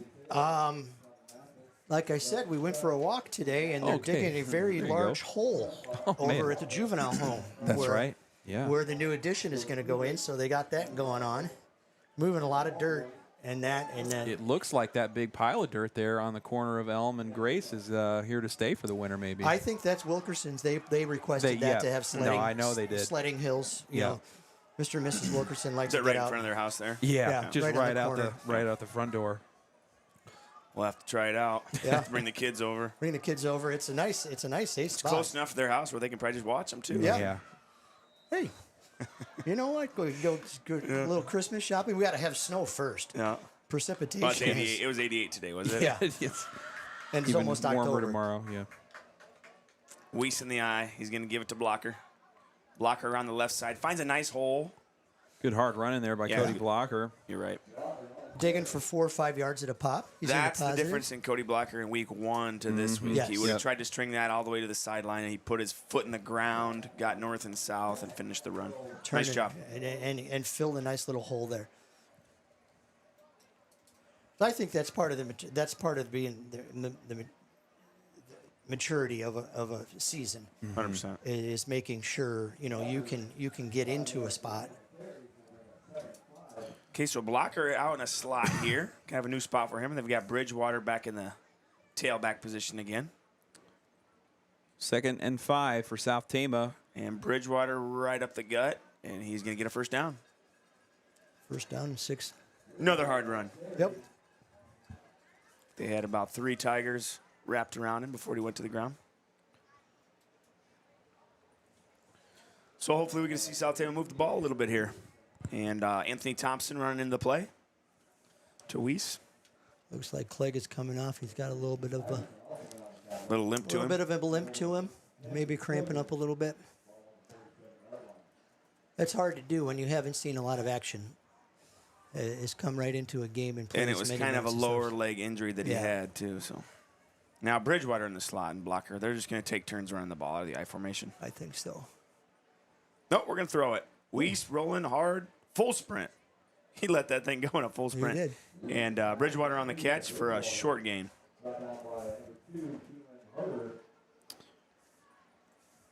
I'm going to give him 2 there, but that's the biggie. That's the biggie guy to realize about Daniel Weiss is, too, what he could have lent to this is he's used to moving and throwing.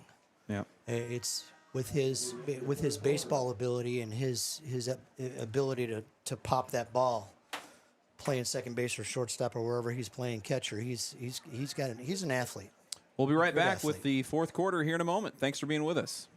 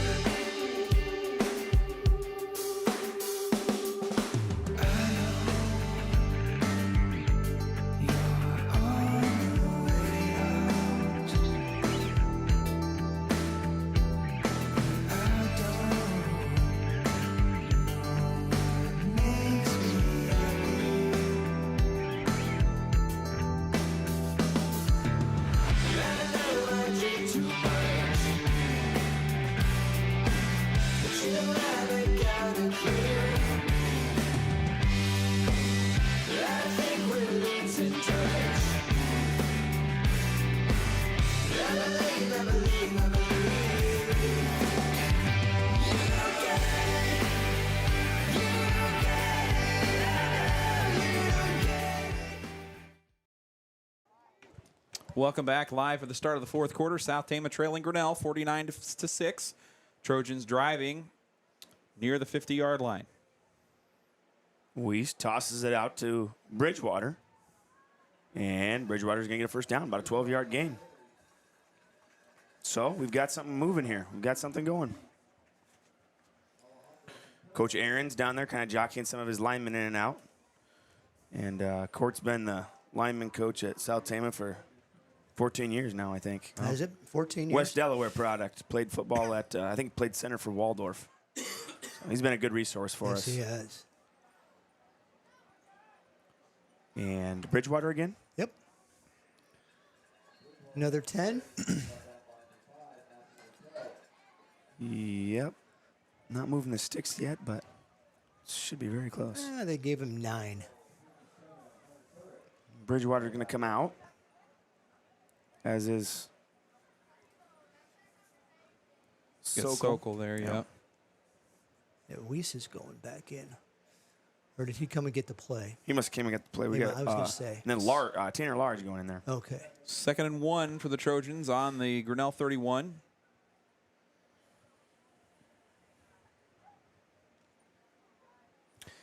South Tama in an eye slot look. And fakes the toss to blocker. Weiss under heavy pressure early. Cuts back, still alive. Finally gets brought down near the line of scrimmage. Got to be a first down. Quarterback. He's close. Yep. Yeah. I don't think he felt like, I don't think he knew that No. guy was running up on his backside. Yeah. Never saw him coming. No. Just ran up on his backside a little bit. And here comes Drayton White into the game. Drayton's a senior. 3rd and 1 now for South Tama after the quarterback keep or kind of the broken play and run by Weiss. Didn't give him much, did they? No, they did not. No. He's just going to lunge forward. Yeah. And- Good call. oh, Good call. yeah. Yeah. Tried to get one and got 6. Yeah, sometimes that happens on those sneaks. Kind of reminds me of, I think we saw Emerson Bridgewater score from about 12 yards Yeah. out. I think it was like 4th and 1 and Yeah. got leaning forward.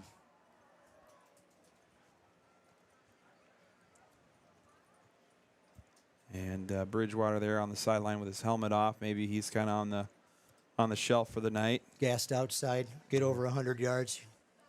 You get to rest. Is he over 100 yards? Yep, Just 107. that big one, yeah. 5 carries. Well, he had the, yeah. Yeah. It's probably our first 100-yard back of the season, I would Yeah, I think so. venture to guess Pretty anyways. close to it, yeah.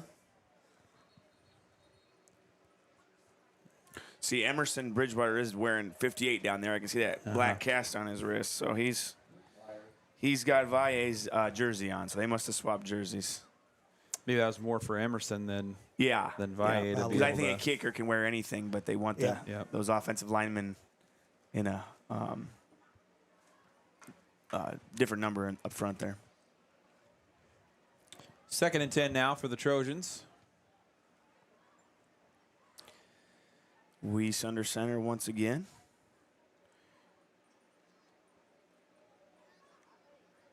And ISO. Bridgewater follows Young Bear.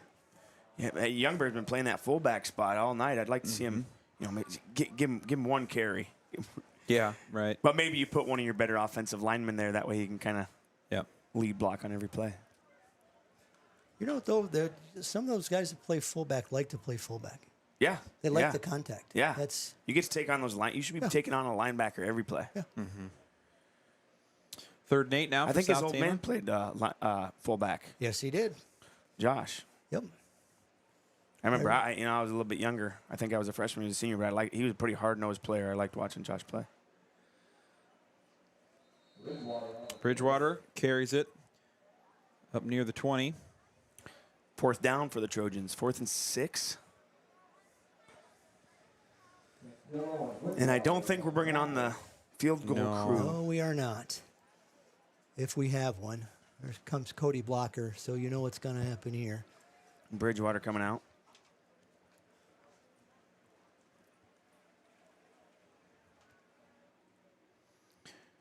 Fourth and 6 for South Tama on the Grinnell 22. Kind of a plodding drive down the field against Grinnell's reserve unit. And somebody's And, jumping early. There you go. There's your first down. They jumped Or twice. close. Yeah, both those guys. And so that will kind of save the day here a little bit for South Tama. They kind of get the first down and keep moving forward. And maybe the one Grinnell Tiger drew the other guy That's outside. true, yeah. But they definitely both were moving. Getting in a hurry. Tanner Large running the play on for South Tama.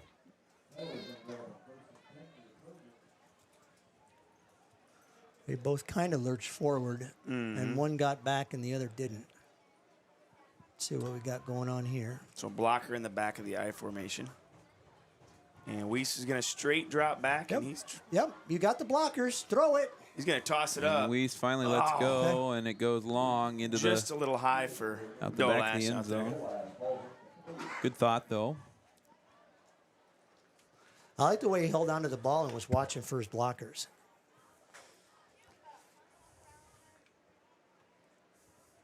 Yeah, and then kind of move around that pocket there and still find somebody downfield. If you're wondering why the camera's shaking, this is why the camera's shaking. We've got a whole student section kind of Board. 10 yards in They're front doing of their you. cheers with the cheerleaders there. Yeah, yeah, and we're They did connected these- to the bleachers. So. Our pep rally today as well. We had a pep rally to finish off the school week. Yeah. And we've got the homecoming dance tomorrow night. Are you chaperoning? Yeah, Oh, it's my year. congrats. Once every 4 years, I get the opportunity to chaperone that. Lucky duck. Yeah. Yeah. Bridgewater takes the Bridgewater, take it toss. right up the Oh, middle. man. Finished off the run. I think he finished off A couple Tigers there, too. in a Trojan. I think he ran over Mellies maybe, or I don't know what that is. Sermon. I think it was Sermon. Sermon's kind of. 3rd and 7 now for South Tama. They're making their way near the goal line at the 15 currently as time rolling off the clock here in the 4th quarter. South Tama looking to get on the board one more time at least. It would be nice to see him score again, even if it's just kind of a scrub. Yeah, it's just for morale, just for, Oh. And So they finally do give the ball to they Young give the Bear. fullback Yeah. that token Uh-huh. fullback carry. he is met immediately Yeah. at after the handoff. Well, I think Young Bear started the season as a fullback, and then if you remember, he was wearing that number 70 jersey for quite a few a while, games. yeah. Right. Well, and then I had a whole game where I thought it was Kyle, and I didn't know that they had switched jerseys because their build's fairly Yeah. similar, and I think even Kyle got the credit on quick stats the next Oh. morning because he had a catch, Yeah. and we got it figured out now, but Kyle got the Mike's Pizza Player of the game and everything. You're for- right. the whole shebang. Of course, he probably didn't share. No, I wouldn't. he's just as big as Jacob as a Yes, he a is. freshman. That's going to be a nice catch there by Dolash. Jeremy Went up and got it with his Dolash hands. I in the don't middle think of he got the field. first down, did he? Real close. That going to be a turnover? And Ah, shucks. Yeah, he didn't quite get it. Didn't quite get the first down, so the catch will not warrant a first down, and that will turn the ball over to Grinnell with just over 4 minutes to go left in the 4th quarter. And that should just about do it for the Trojan offense this night, unless something strange happens. Yep, that continuous clock's going to roll pretty quickly. Yeah, it is. What's you and I up to this weekend, George? Who they got? They open up their Missouri Valley season with Youngstown State, and it ranked, I think, they're 19th in the country. Oh wow. Coming off the bye week. It was a strange week last week because I think 7 of the 11 Missouri Valley Conference teams had byes. Oh, They had goodness. their off week. Okay. So they're all fresh and ready to go, but they need it because they just beat the snot out of each other. And it's going to be, there's some, I tell you what, there's going to be some good football games in the state of Iowa tomorrow with Iowa, UNI, and then Wartburg's going, if I remember right, I think Wartburg's going down to Central. Could be. No, Dubuque's going Dubuque's to going to Central, Trudy, yeah. and then Wartburg's going to must be going to Simpson somewhere. Anyway, they're on the road too, and they're beating it up. And then I think Northwestern up in Forest City or Grandview is ranked pretty high in their divisions. So it'll be kind of fun, and nice thing about it is if you're out and about, you can see some Saturday morning football games too, because high school football is playing with a shortage of referees. Yeah, I know in the metro area, they've got a lot of games that are playing on Saturday mornings. So, I don't know, it'll be a pretty exciting night. I want to see Iowa State trounce Oklahoma just for fun before they move to the SEC. All right, here's Grinnell in a spread formation. They're met quickly at the line by Drayton White. And I like to see that. I don't even know who that was. Dolash in there as well. 70 in there. That must be. Is that Kyle Youngbear now? He said he switched his brother? Yeah, okay. maybe.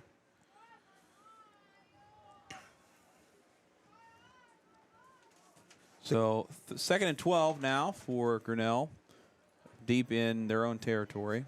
South Tama with quite a few subs in here, but looks like McBride's ready to put his hat back. No. So, He may or may not be. yeah. Let's get these young guys a couple reps, they're saying. Yep.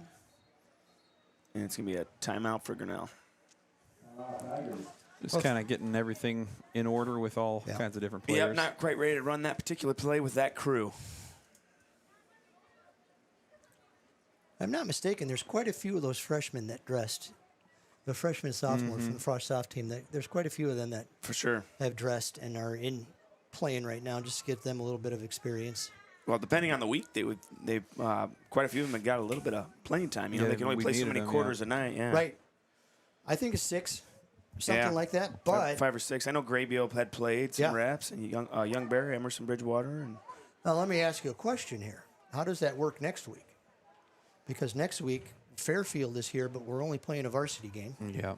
and they're playing on They're playing Monday. on Monday, yep. And then they play again on Friday. you can play 4, So is it? but I think you can only play so many games a week. But I think you can play 2 games a week. Can you play 2 games a week? Yeah, so you'd be able to play like a JV game. Back in the old days, Yeah, when you it played was, JV yeah. on Mondays, you could play the JV game and the varsity And the game. varsity game. Yep. Unless things are changing. I don't know. I think I was talking to one of the coaches about it. I can't remember if I was talking to Doran or Cord or who it was, but 2nd and 12 now out of that timeout. so that gives us a few more options on Friday night, I Well, on suppose. Friday, that was going to be my next question. I haven't heard any scuttlebutt because I haven't talked to anybody lately about it. But would you take some of those freshmen and play them on Friday night against Fairfield? Well, you take them with you for sure. See, it's here. It's here, yeah. Well, So- you get them on special teams and Yeah. you get them a few looks. I don't know how much. You don't want to get them young guys beat up. And Hard to say what the discouraged, game but- script's going to be. Yeah, you know, I think you play it. yeah. I think I you don't got- think Fairfield's a rollover type team, but Oh, you have the option, right? Yeah, you have an option, but you have an option, and you get some fresh players in there and get them a little varsity experience because they're not going to play a game next week. So I don't know. Yeah. Well, it's going to be a very interesting. It'll be very interesting to see the stats and see how the And stats I think you're come going to out. see a lot more of that in the future, just around the state with the low Right. participation numbers as far as that goes. Grinnell on the shotgun, and Drayton White just came up and put a lick on him. Him and Silhonic, it looked like. It'll be very interesting to see, like you said, what happens because they're estimating another 25% of the teams in Iowa are going to be playing 8-man football next year. oh my That'd goodness, be a yeah. pretty good so chunk. It'll be. So how many teams are there? What are we at? Well, I think we're at like 18% now. It's a lot. It's almost it's- like 2 classes Yeah. of, yeah. I think the state likes to keep. They'll go to 8-man before they. I don't think they want to combine schools for football yet. No. I think they want to keep No. that identity, and a lot of communities probably do too. I'm assuming that's a nice punt, nice spiral. Clegg's calling fair catch, and Yeah. that's gonna go to the Grinnell. Yep, Oof. gonna go over to Grinnell. Man, that was a boomer. Yeah. A 50-yarder. Now the question is, did he touch it? Because it didn't look like it looked Well, like. he tried to catch it, so I don't know. Yeah, it looked like it just kind of bounced. Right through his arms. Yeah. Yeah, I don't know. And that does bring up a very interesting question that you're thinking about in the future is what happens with. And Is I there know not that- a curtain raiser game? right? Right. Yeah. If this is a. If, Well, we're doing it next week, and if yeah, yeah. if it's do we bring back JV football? Do we bring just call it JV and how then it's- varsity. Yeah, JV varsity football. Because years or- ago, it'd be the curtain raiser, it'd be the freshman or the sophomore game, and then you'd play the varsity game, and then on a Monday, the JV would play, or a Tuesday, or whatever it was. And I would hate to see that because how many of these people come from school, practice, Yeah. to the game, parents come pick them up, take them home. You'd lose a lot of people if you started these games at 7 o'clock. I think it's fun for the Frost to get to play on Friday nights. Yeah. I think it's a fun atmosphere for them. Just Right. it's, yeah. Just to kind of set that vibe a little bit and get them into high school mode. Mm-hmm. And Grinnell knees it out here, so they're just going to let the clock run out on this one, and we're looking to go final here in a minute or so. And so, yeah, so start time next week, going to bump up a little bit without the Frosh game up in front of the varsity contest. So if I think we're looking at like a 7 o'clock start instead of a 7:30. I think it was a half-hour bump up. So we'll adjust our schedule accordingly as well, try and get our pregame show going around 6.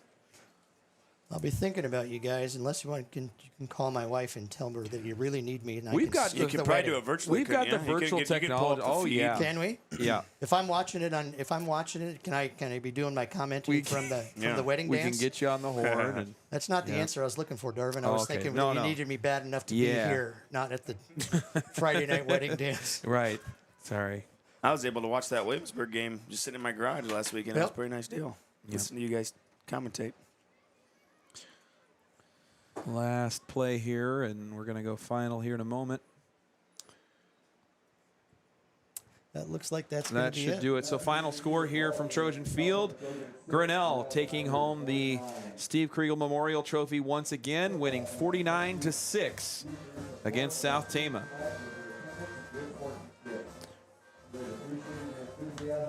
And we're going to take a quick break. We're going to tally some stats and get back with a quick wrap-up here live from Trojan Field. Don't go anywhere. Thanks for being with us. Hunter, can you turn that mic?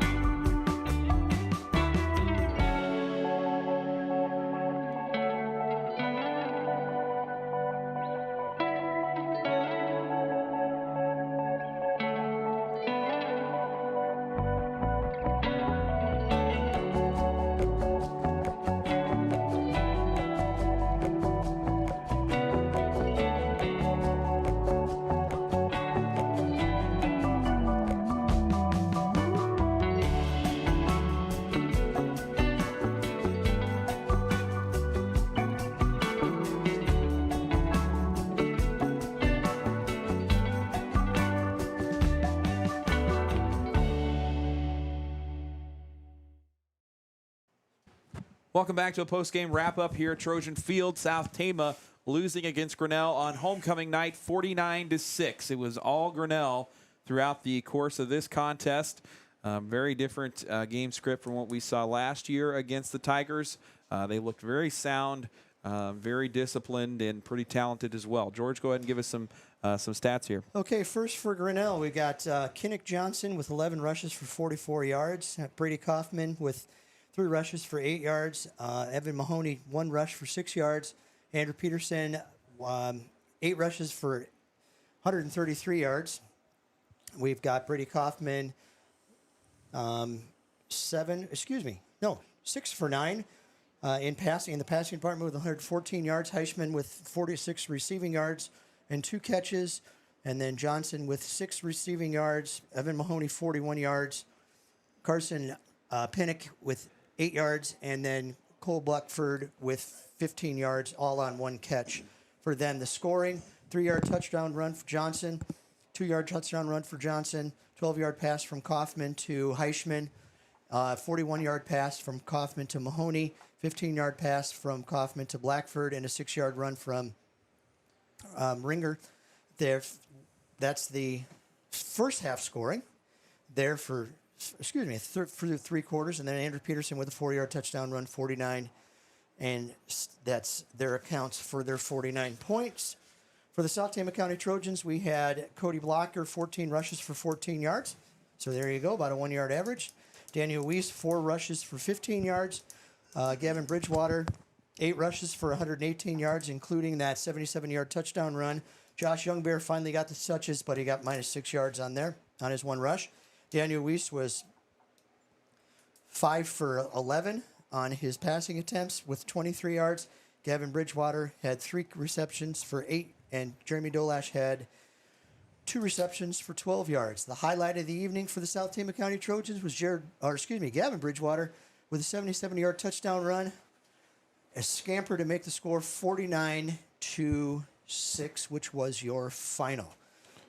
Trojans looked a little bit better against some, whatever Grinnell was paying there, but they continued to play hard, and maybe they can just eke out a win here coming in the very near future. You can see the South Tama and Grinnell cheerleaders kind of joining together to welcome the teams back into the locker room on the far side of the field. And, South Tama takes another blowout loss here. I know hard to kind of find answers when you're dealing with, a game where you got to put 11 players on the field each time. No silver bullet for any of this, but any thoughts?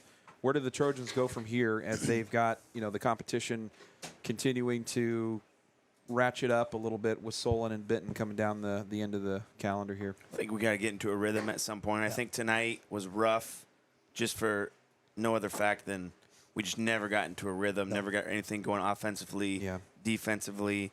It was kind of nice having Bridgewater back and Tyrus Clegg, obviously, and even Anthony Thompson, getting him back on the field. That's always good to see. It's a numbers game at times.